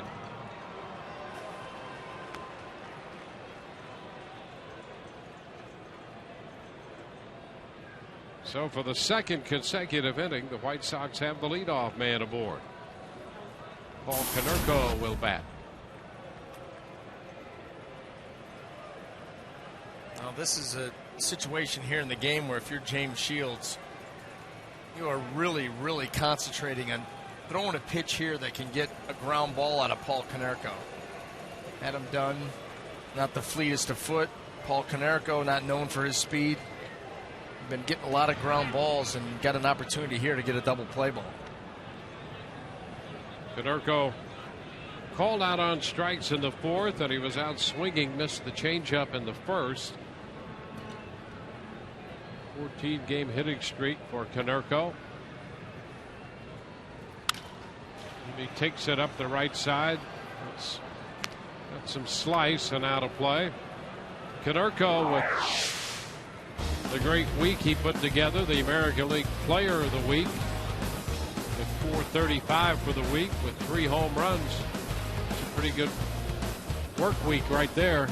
Earns him the American League Player of the Week honor. Fouls it. 0-2. Came in leading the league with a .395 average.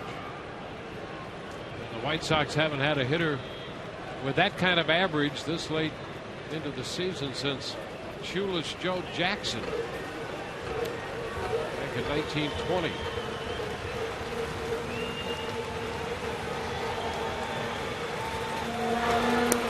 Swing and a miss. He got him. 3rd time he struck him out in this game. That's 8 strikeouts for Shields. Now he's having a hard time picking up that changeup down in the zone. 2nd time he's gotten him with that pitch that's low and below. You get that late finish. You see he's trying to protect with that swing right there. Look where the ball ended up.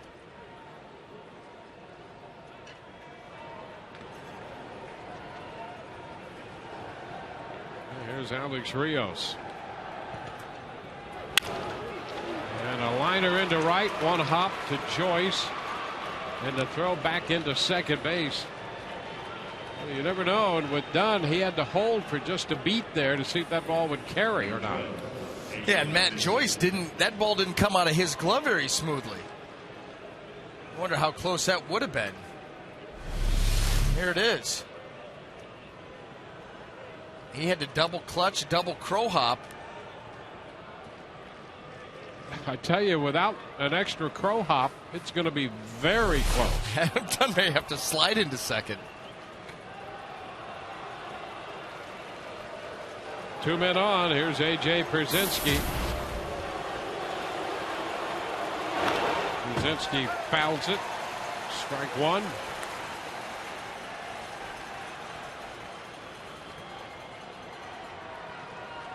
Pierzynski 0 for 2.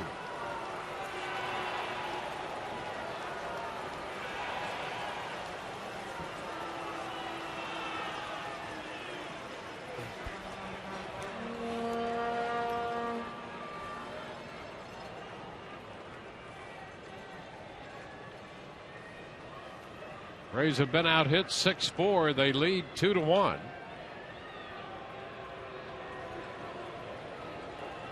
2 men on, 1 away. Brzezinski fouls it out of play. 0-2.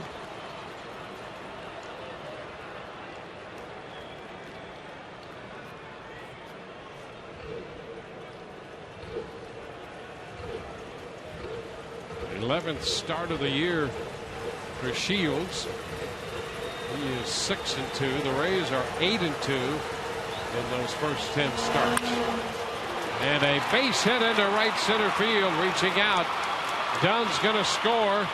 Rios heads to third, and the game is tied on a base hit off the bat of Brzezinski. Reaching down for a changeup, and he turns it into an RBI single. Boy, he did a nice job of going down to get that pitch. This changeup by Shields down in the zone. Look at him go down and get that. That is a good piece of hitting there by Brzezinski.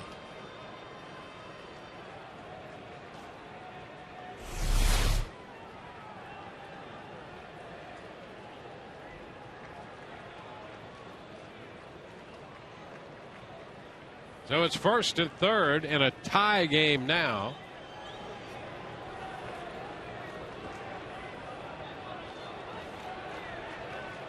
Viciedo up here, swinging through the first pitch.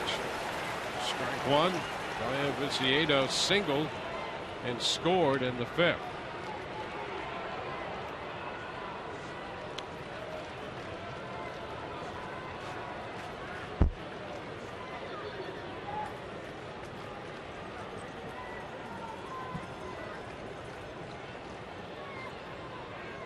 Well, the walk to start the inning. And the White Sox have converted that into a run. There's the strike.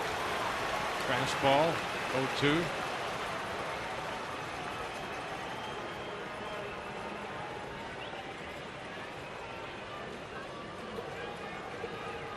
Rios at third base. Brzezinski at first. This one low, covered up, but Brzezinski's going to move up. Pitch blocked by Lobaton, then bouncing away up the first base side a few feet. It's a wild pitch, allowing Brzezinski to move into scoring position. Well, you see as Lobaton went down to block this, he's angled a little bit. And that angle, that ball shoots right out. Off to the side. Good anticipation, too, by Brzezinski to be able to get down there at second base. Now the infield pulls up. And the 0-2, a base hit through the drawn-in infield. Rios scores. Brzezinski goes to third. It's 3-2 Chicago. Viciedo got it through the drawn-in infield and gives Chicago the lead. Well, you know, James Shields got exactly what he wanted. He wanted a ball on the ground or a strikeout. And you got a weakly hit ground ball right here. Not quite the location he was looking for, but watch this ball squeeze right between Sutton. Elliott Johnson gives it a dive.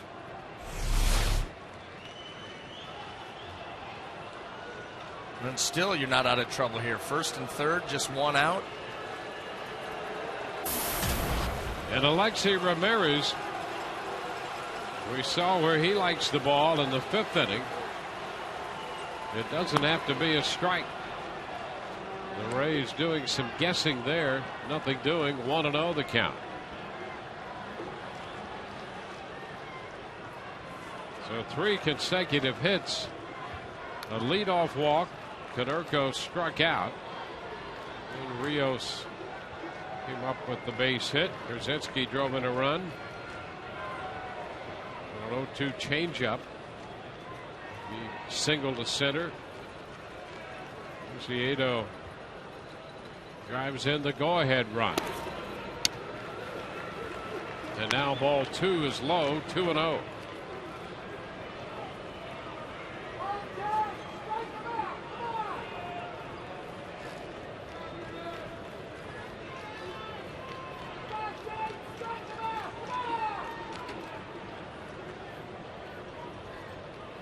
First and third. Shields behind in the count. into center. Left center. Base hit. Cut off by Upton. Throws back into second base. He is safe there. Brzezinski scores. Viciedo goes to third on the double by Ramirez, and that makes it a 4-2 ball game. Well, what did we say about Alexi Ramirez? He likes the ball down. He's a good low ball hitter. We saw that to an extreme in his last at bat. And here it is. Ball is down. He goes right down, stays through it, and gets it out there into left center field for a double. Well, Shields had a long inning in the fifth when he gave up the one unearned run. Made 27 pitches in that one. And he's having a long inning here in the sixth.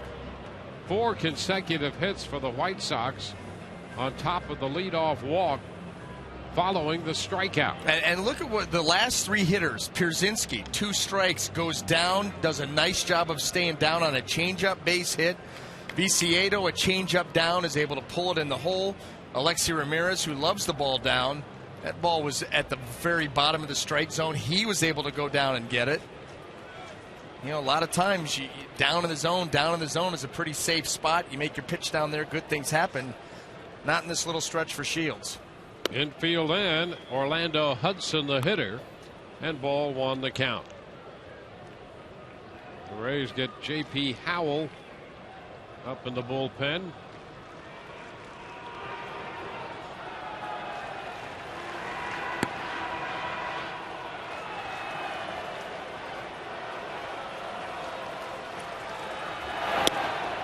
It's outside, 2-0.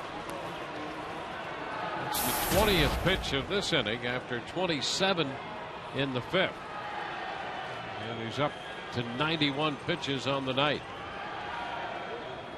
But a lot of pitches condensed here in the last 2 innings.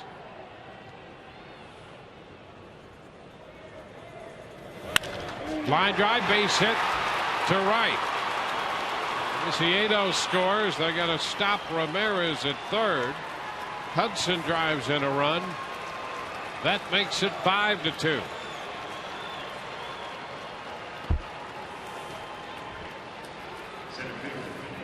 Five consecutive hits.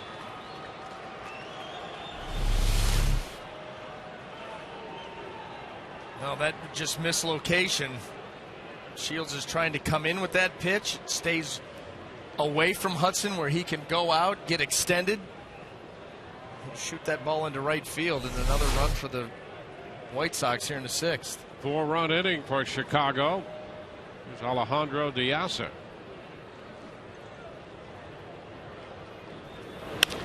And he rolls it to Zobrist. Out at second, throw to first, not going to be in time as Ramirez crosses the plate. Now it's 6-2. Diaz reaches on the fielder's choice, picking up the run batted in, and Hudson forced at second. Well, it got to bend quickly, but you see a little bit of time taken there. Not too bad. The turn, just Diaz was flying up the line. You work hard for that. And scores a run. A 5 spot in the sixth. Here's Beckham, the 9th man to hit in the inning. And the pitch is a strike. Well, the only walk of the game, a walk to Dunn, started this. Only walk given up by Shields.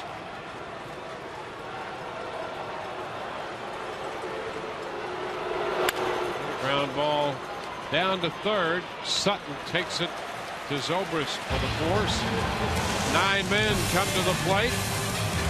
5 men scored. It's 6-2 Chicago.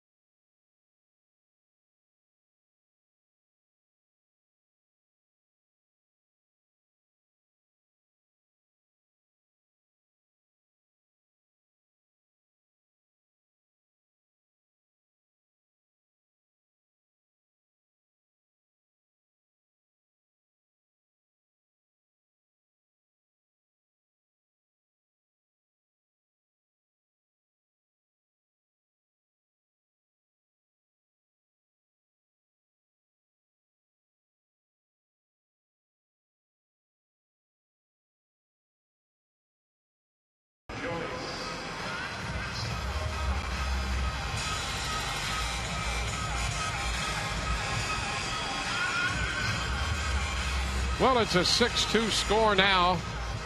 We go to the bottom half of the 6th inning. 5 runs for the White Sox. They send 9 men to the plate in the top half of the inning. And the Rays come into bat in the bottom half. Matt Joyce will lead off. Joyce, Zobrist, and Scott. The pitch is a strike. Then we'll see if the Rays lineup can go to work and counteract that big 5-run 6th.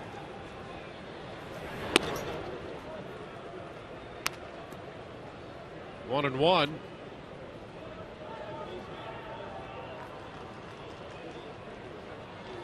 Blue Jays now have a 7-1 lead on Baltimore. 2 balls and a strike to count to Matt Joyce.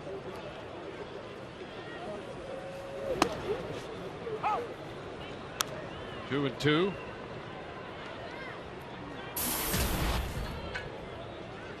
White Sox have won 6 in a row and 10 of their last 11. That's a fair ball back at first. Konerko. Humber covers. And Matt is out number 1. Well, you watch that play right there. You figure how many times has Paul Konerko done that? I mean, smooth up the line, turn, and hit his pitcher right in stride on the way over. I was telling George about it in my sleep.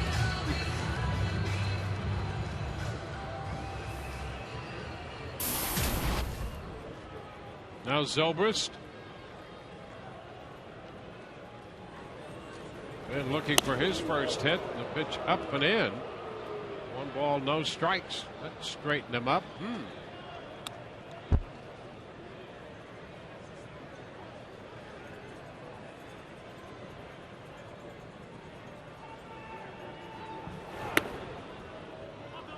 Pitch is low. 2-0.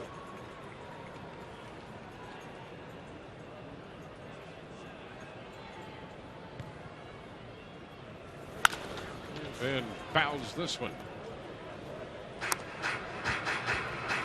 2-1. Only 1 walk allowed by Umber. That led off the 4th. 2 outs later, Matsui hit the home run. Shields opened the 6th inning by walking Dunn, and that led to a 5-run frame. Just strike around the knees. 2-2.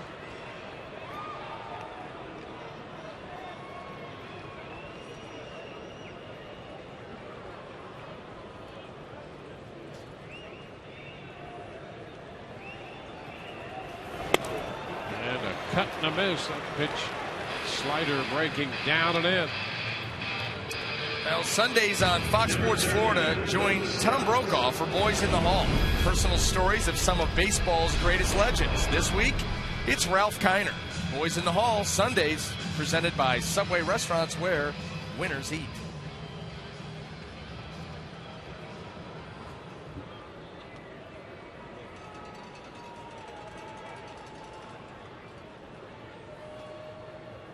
There's Luke Scott. 1 strike to count on a breaking ball.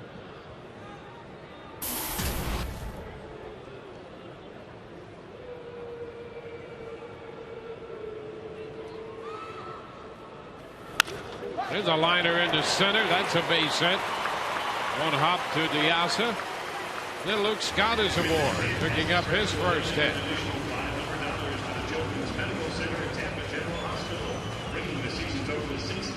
Well, that will get Hideki Matsui to the plate, and it will also get the bullpen moving down the left field line for the White Sox. Matsui jumped on the first pitch in the 4th inning and hit it out. We'll see how Humber works him to start him here in this at bat.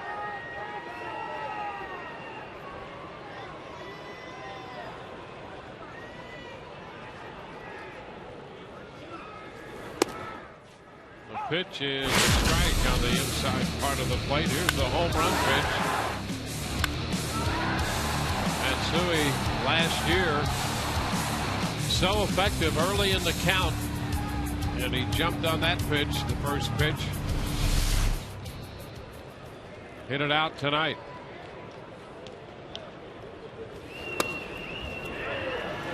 Down and in. 1-1.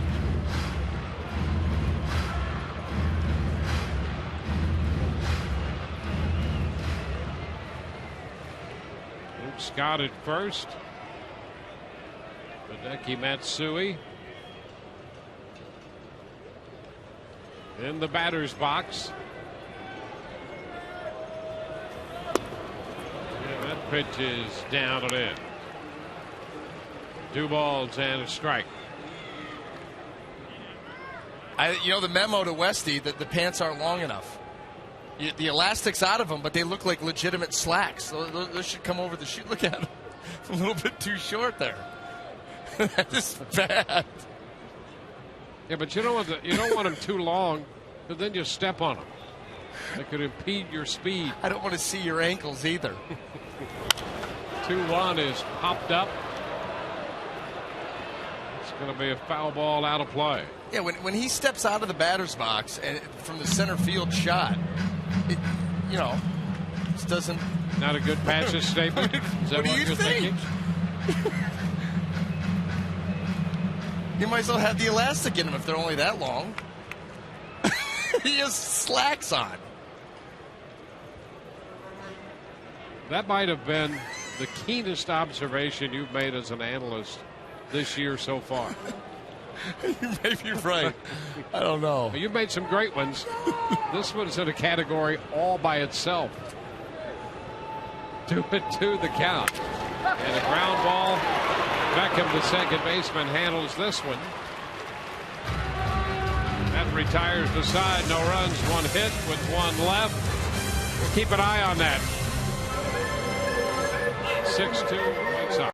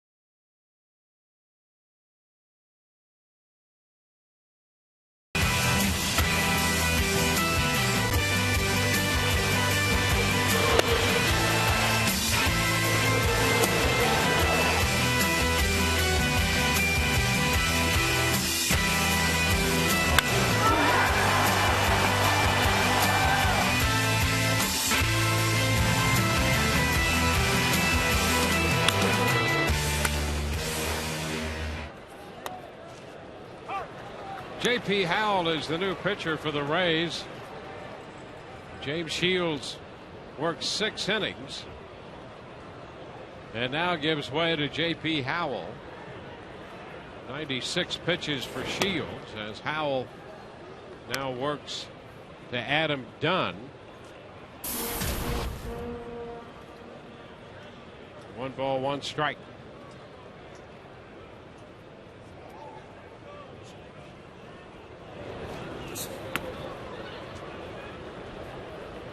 2 balls and a strike.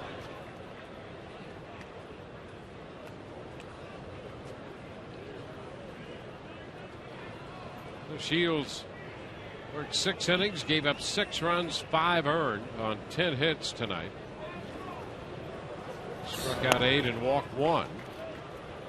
And now JP falls behind Adam Dunn. It's a 3-1 count. A walk to Dunn is what started that 6th inning.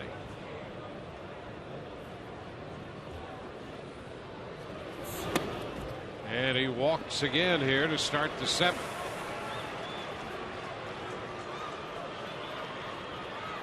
First baseman,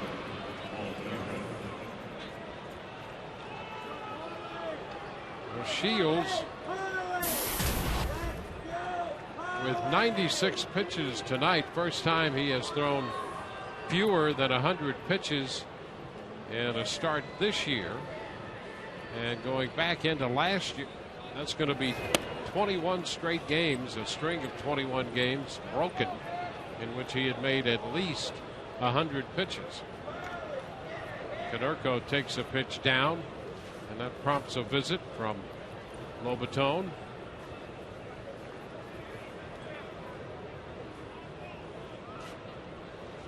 Rays grabbed a 2-0 lead on the Matsui home run in the 4th. White Sox got an unearned run in the 5th and scored 5 in the 6th inning. And now ball 2 is low from JP. You got to raise the sights a little bit. JP trying to get that ball down in the zone and really getting out there, and got to make that adjustment.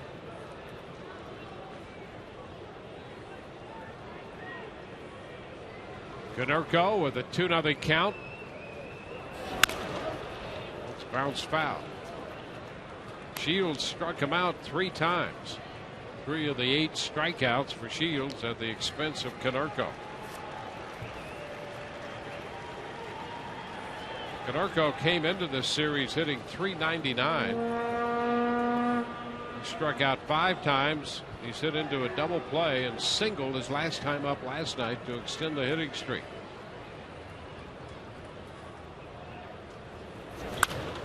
And this one is shot foul through the coaching box.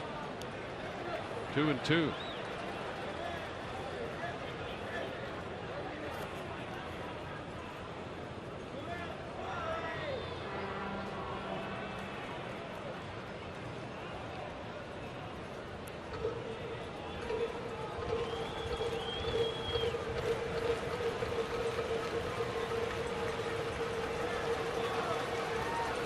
Two balls, 2 strikes. Ground ball shortstop. Johnson to Zobrist 1 and over to first. They get the double play ball out of Konerko. So that erases the leadoff walk. 2 outs with the bases empty here in the top of the 7th.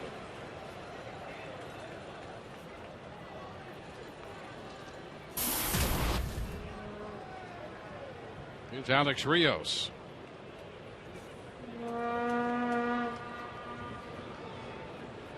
Rios 2 out of 3, including a single and a run scored last inning.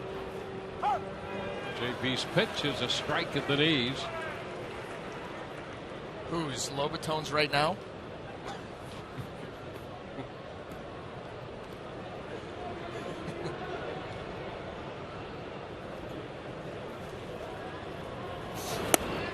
This went down and in.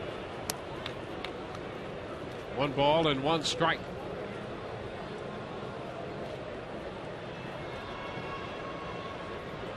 JP gave up the walk, got the double play ball. And this one is lifted into right center for Joyce. Matt makes the catch to retire the side. 7th inning stretch time. It's 6-2 Chicago.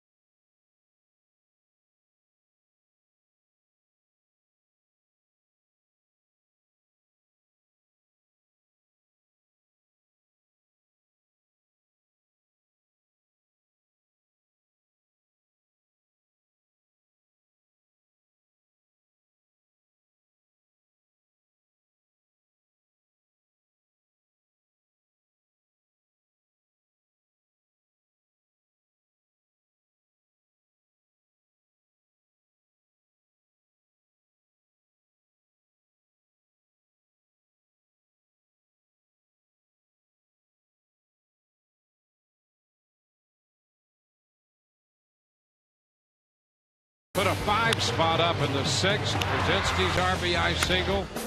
Ciedo's base hit. Ramirez doubled in a run. Orlando Hudson drove in a run, as did Diaza with a fielder's choice ground ball. Here's Jose Lobaton bounding one to second. He's thrown out. Beckham to Canerco. Pitch, one out here for Philip Umber in the bottom of the 7th inning. Umber out of Rice University. He was first round pick by the Mets. Now he faces Drew Sutton. The pitch is a strike. So Umber one out into the 7th inning.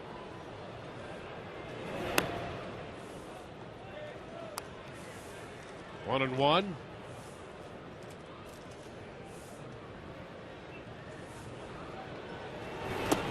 This equals as deep as he has gone into a game since he threw the perfect game against Seattle on the 21st of April.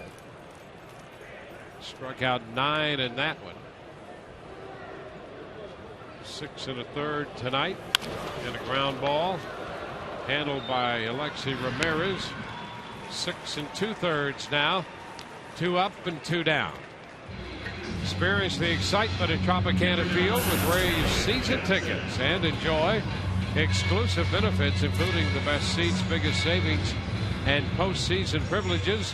With a variety of plans available and special payment options, you can be part of the team today. Call 888-FAN-RAYS or visit RaysBaseball.com.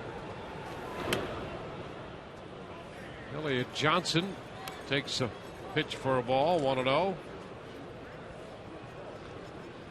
So Umber just over 100 pitches now, 101.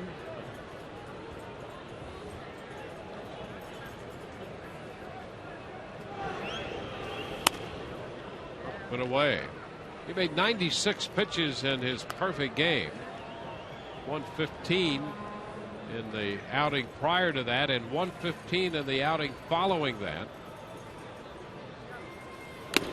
Swing and a miss. Here's the thing. He made 115 pitches in 5 1/3 against the Orioles, then came back through the perfect game, made 96 pitches, and then in a 5-inning start against the Red Sox following the perfect game, made 115 pitches. Both of those outings his high mark in pitch count this year. And how about the perfect game? The 96 pitches. He has struck out 9 in that game. He did, yep. Wow. Here is the 2-2. And the count is full. 3 balls, 2 strikes. So this is now as deep as he has pitched into a game since the perfect game. And the 3-2 popped up foul.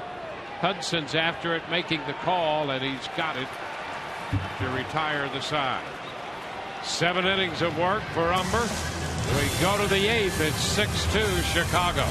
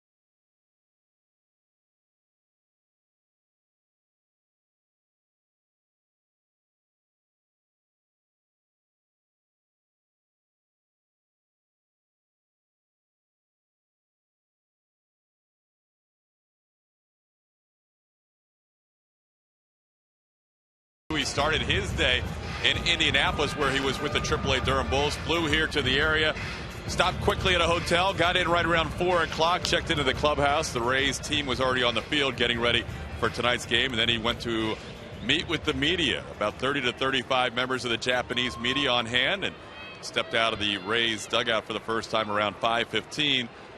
And there you see Hideki arrival. Rick Vaughn is there, his interpreter right there, Roger. And here's our poll question tonight: which Japanese-born player has the most successful major league career? Hideo Nomo, TB1, Ichiro, TB2, Hideki, TB3. Text your vote to 789-789. We'll have the results in our Rays Live postgame, guys. All right, Todd, thank you. Cesar Ramos is the new pitcher, and the first pitch popped up off the bat of A.J. Brzezinski, handled on the infield by Elliott Johnson. 1 pitch, 1 out. J.P. Howell worked 1 inning in relief of Shields, and now Cesar Ramos. On for the 5th time. Pretty good opponent's average there at 182. 6 innings of work.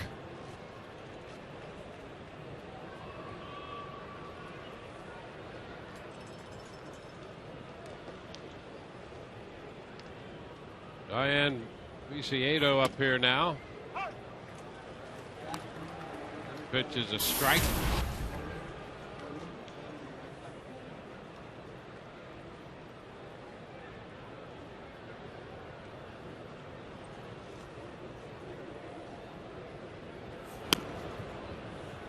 Pitch is down, 1-1.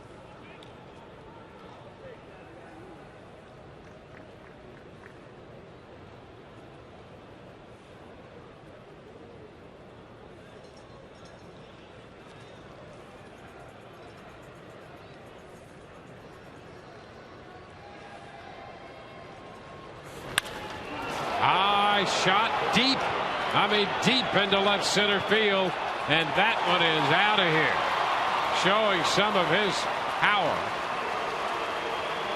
It's his 3rd hit of the game, and he got a hold of that one. Home run number 11. 7-2 Chicago. Well, Viciedo stayed back on that ball. Watch this, everything in time.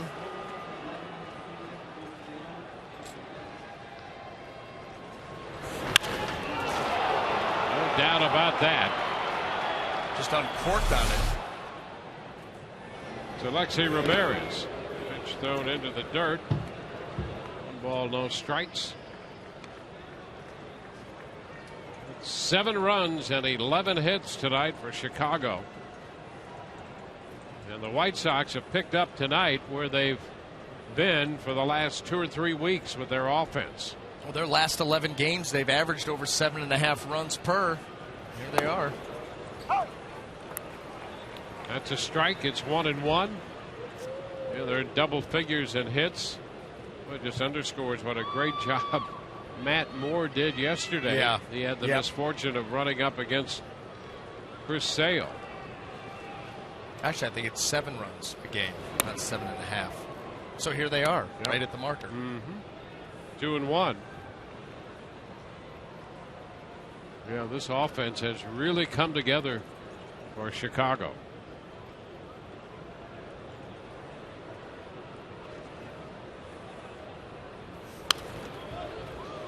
Two and two.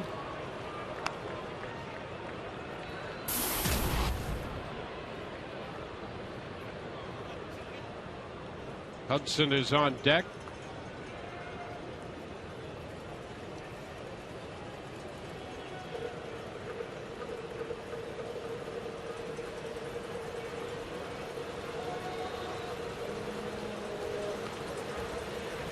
The 2-2. Fastball too close. And he checked in time. Well, the Tigers are batting in the 7th. They trail the Red Sox now 5-2.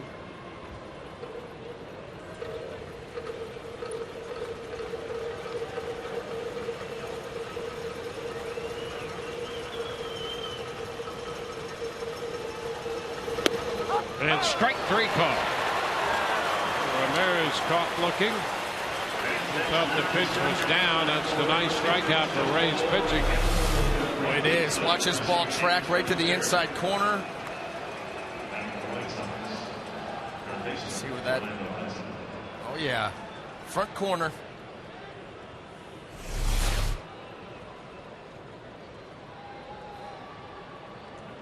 Two outs, and Orlando Hudson stepping in.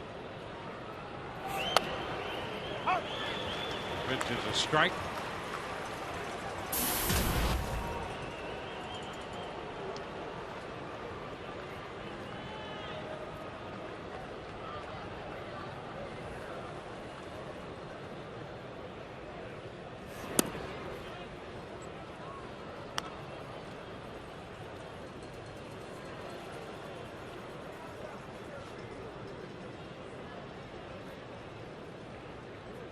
One and one the count.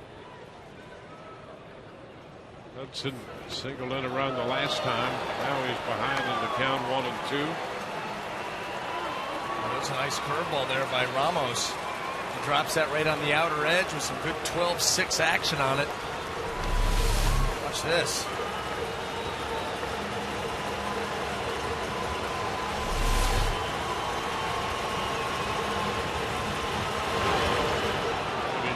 This one into the dirt. Curveball. That's what averages are all about. 2 balls and 2 strikes. It's really a tough spot for Ramos because he's not getting a lot of steady work. 2 balls, 2 strikes. Pitch is popped up. Pena is after it, back to first. He's got it to retire the side. A run on the home run, and that's it. We go to the bottom of the 8th, 7-2 Chicago.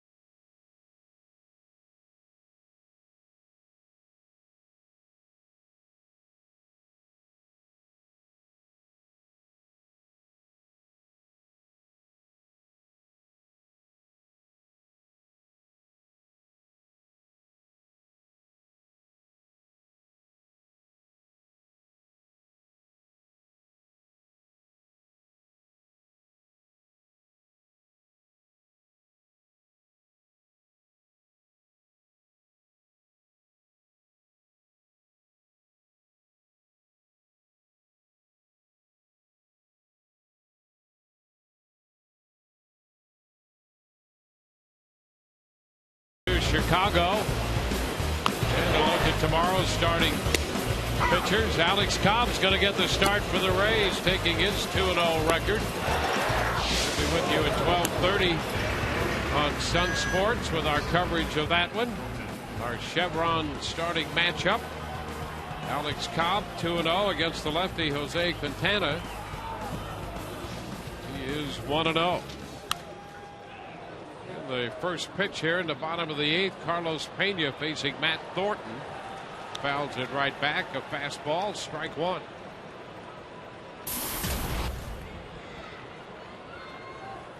Seven innings for the starter Umber, and now Thornton.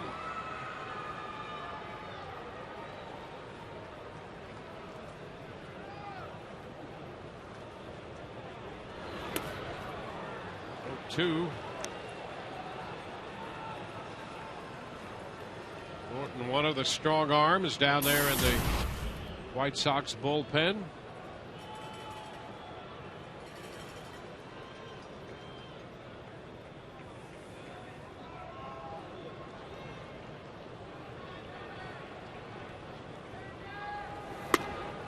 Outside. We had Umber 7 innings, 5 hits, 2 runs. Struck out 5, walked 1. Threw a wild pitch and made 106 pitches.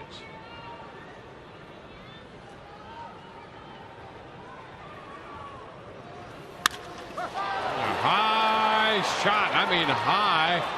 Deep up into the rings and down, and Diaza makes the catch. Boy, Diaza has had 2 very difficult plays to make on balls hit by Carlos Pena.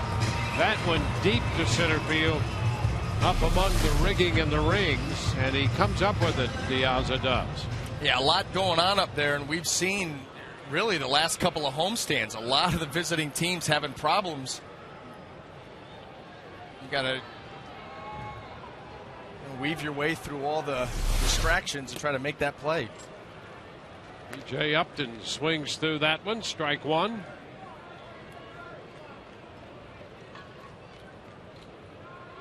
Upton had a base hit in the first. He is 1 for 3. 1-1.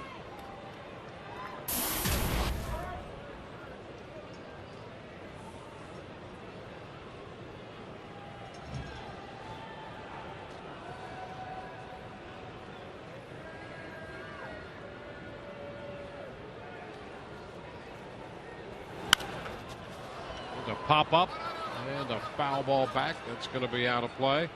You know, Pena back in the third hit that pop up that almost hit the center of the ceiling here. And that last one that wound up out in center field appeared to go over the B ring here and then wind up still in play and caught by Diaza. Those are 2 towering shots off the bat of Carlos Pena tonight. 3-2 the count to BJ.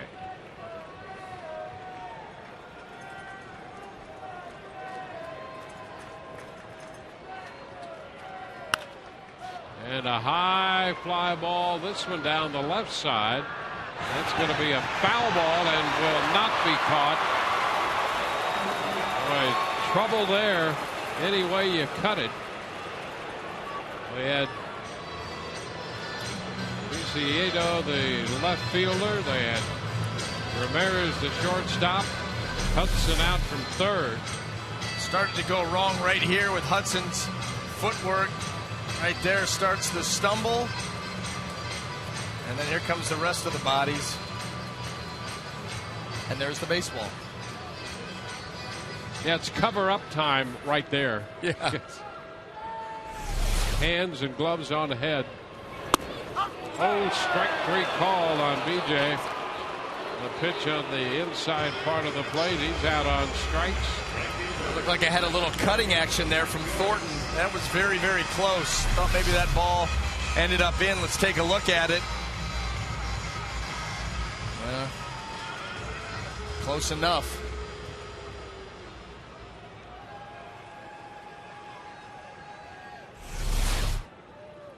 Two outs, base is empty for Matt Joyce.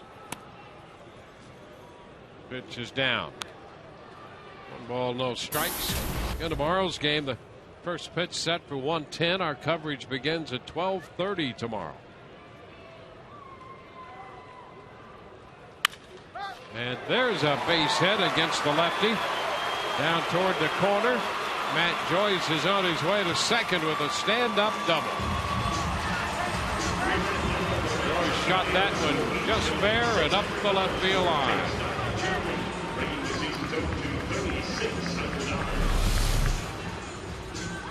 That ball on the inner half, and Matt Joyce. Little inside-out swing right there. Keeps it fair. Shoots it down into the corner. Nicely done. Tigers have scored a run in the 7th. They continue to hit. And they now trail Boston 5-3. So they're making a game of it. There's Ben Zobrist. Pitch is too low. 1 ball, no strikes. And the Blue Jays have an 8-4 lead on Baltimore. The Orioles are batting in the top of the 8th inning in that game.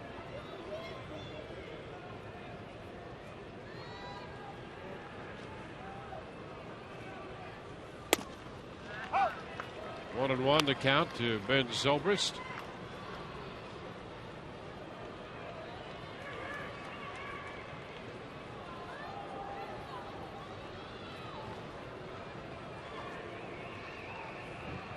One and one. Here we go. That's a strike at the knees. Well, we've seen a different mix here from Matt Thornton, where he used to come in before just blazing away in the mid-90s. We've seen the breaking ball, we've seen a cutter, the straight fastball. More hair and a beard that I can remember.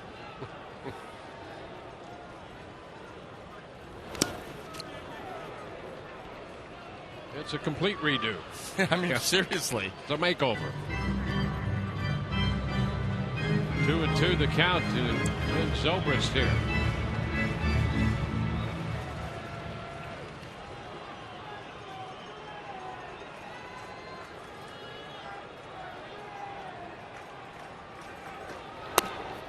And that's down. Got a little bit more of that bullpen look going for him now. Yeah. It's always a special group. Hockey goon. 3-2. Lifted into short center. Diaza coming on for it, though. Makes the catch. No runs, a hit, and a man left. We're headed into the 9th. 7-2 Chicago.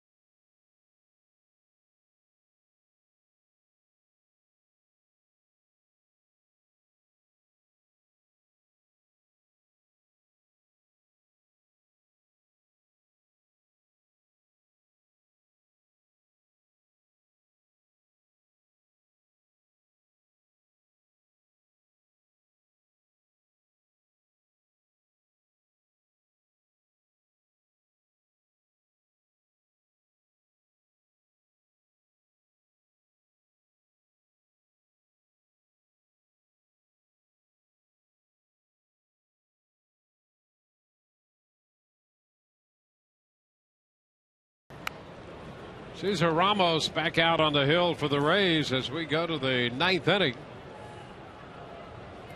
He gave up a run on the home run in the 8th.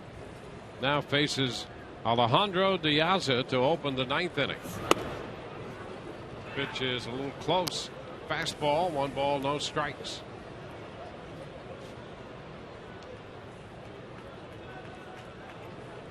The Rays started the day tied for first in the American League East, tied with Baltimore.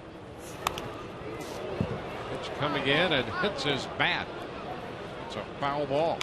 You can see Diaza, how he's more than willing to hang out over the plate. We said earlier how he likes to stick his nose in there. This ball, how close that comes to, I mean, even hitting his wrist, and that ball's over the plate.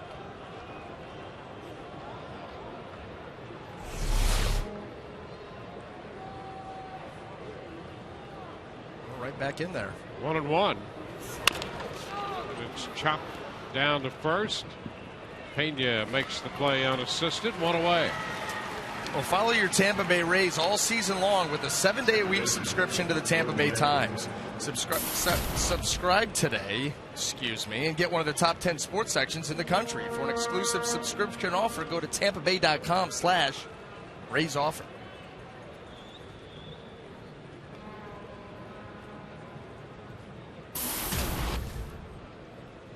Here's Gordon Beckham.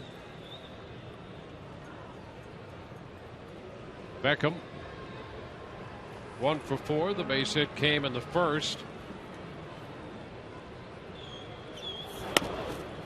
Pitch outside. The Rays are 0 for 6 with runners in scoring position tonight.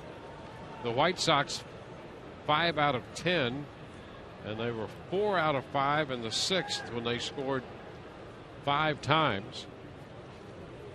And the out produced a run batted in. This is Pena to Ramos. Beckham is retired.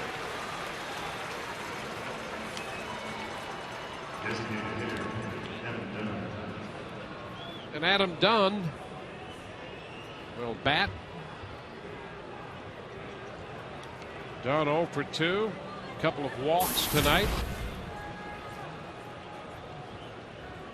And the shift will be on, with Sutton moving into the second base spot. Zobrist goes from second into short right field. Johnson, the lone man on the left side. We mentioned the other night about the scoring dilemma that all of these shifts set up.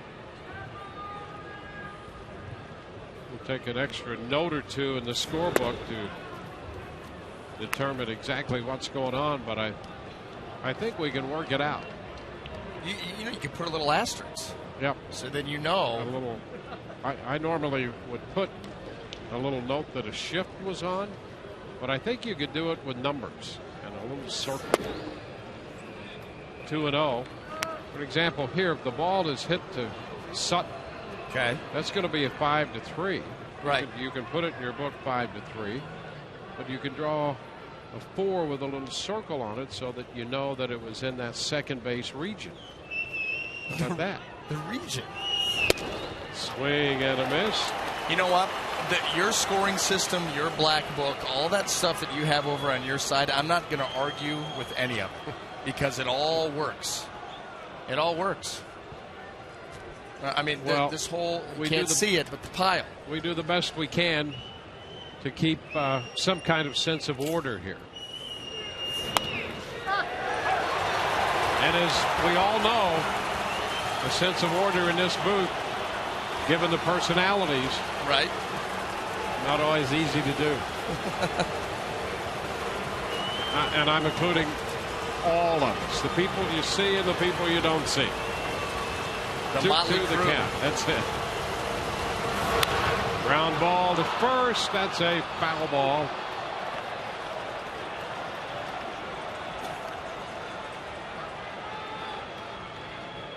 Two outs, base is empty.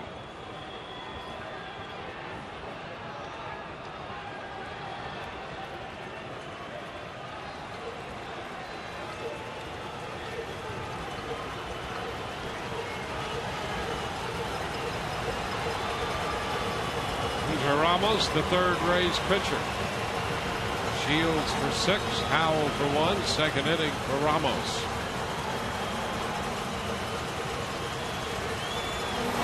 And he strikes him out with a fastball. It's the 10th strikeout of the night for Rays pitching. We go to the bottom of the ninth, 7-2 Chicago.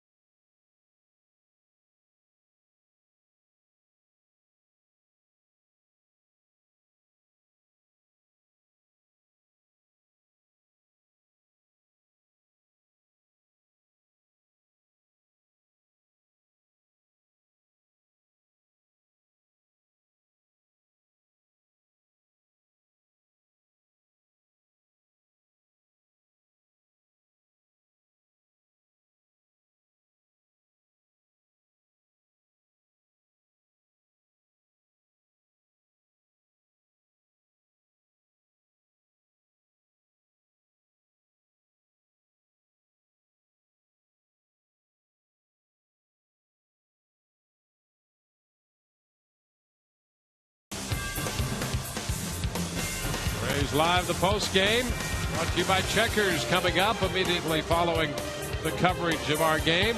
BA and I'll be back. Todd and Orestes. Joe Madden's press conference. Here's a roller off the bat of Luke Scott, handled by Beckham, and his toss to Brent Lillibridge, who's now playing first in the place of Konerko. Takes care of Scott. Hector Santiago is the new pitcher. Thornton pitched an inning, Umber the front seven. And now the left-hander Santiago on here.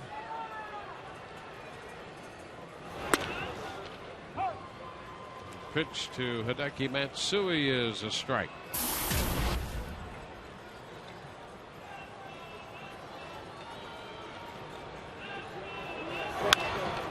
It's foul, out of play, 0-2.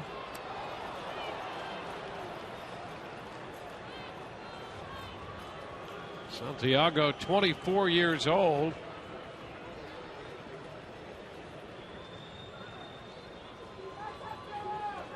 You've got a good arm.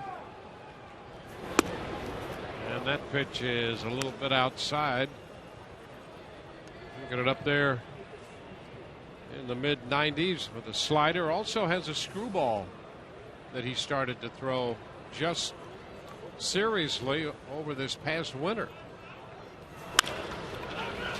Chopper down to Lillibridge, and the toss to Santiago.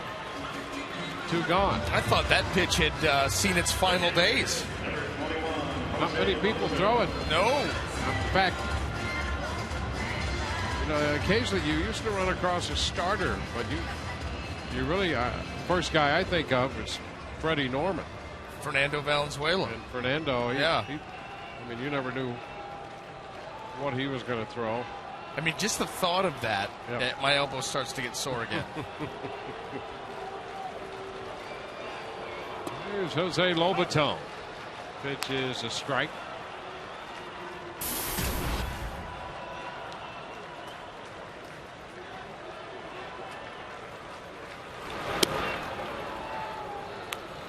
One and one.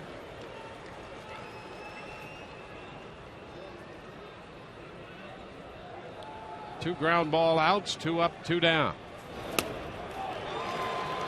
Lobaton out in front of the changeup. Or was it? Might have been, you know, it was up a little bit, whichever one it was, if it's the screwball or the change. Sometimes you'll get that same action on it. That one was up a little bit. There's a line drive, and that's going to be a base hit into left for Lobaton. He'll make a big turn and hang on. So he picks up a 2-out single. I tell you, his arm action on the last couple pitches like that almost give you the screwball impression. Well, you know, you see some guys too, the way that they yank over that changeup. You know, James Shields does that. He comes from so far up on top of that thing and gets to the side and creates that almost that backspin. But yeah, you're right. It definitely is rolling it over for sure. Sutton takes the fastball down and in.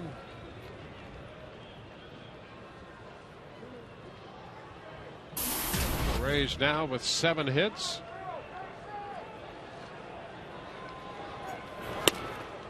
And that's in there at 93. The count is 1-1.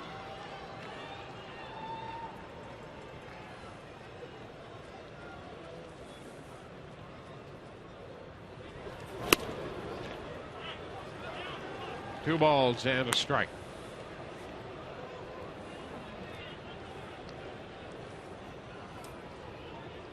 Rays have been out hit 11-7. They trailed 7-2.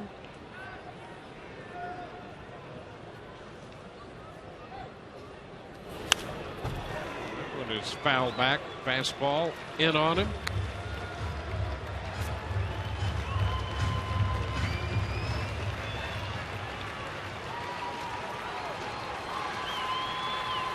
Rays got 2 runs on the home run by Matsui, and that's been it tonight.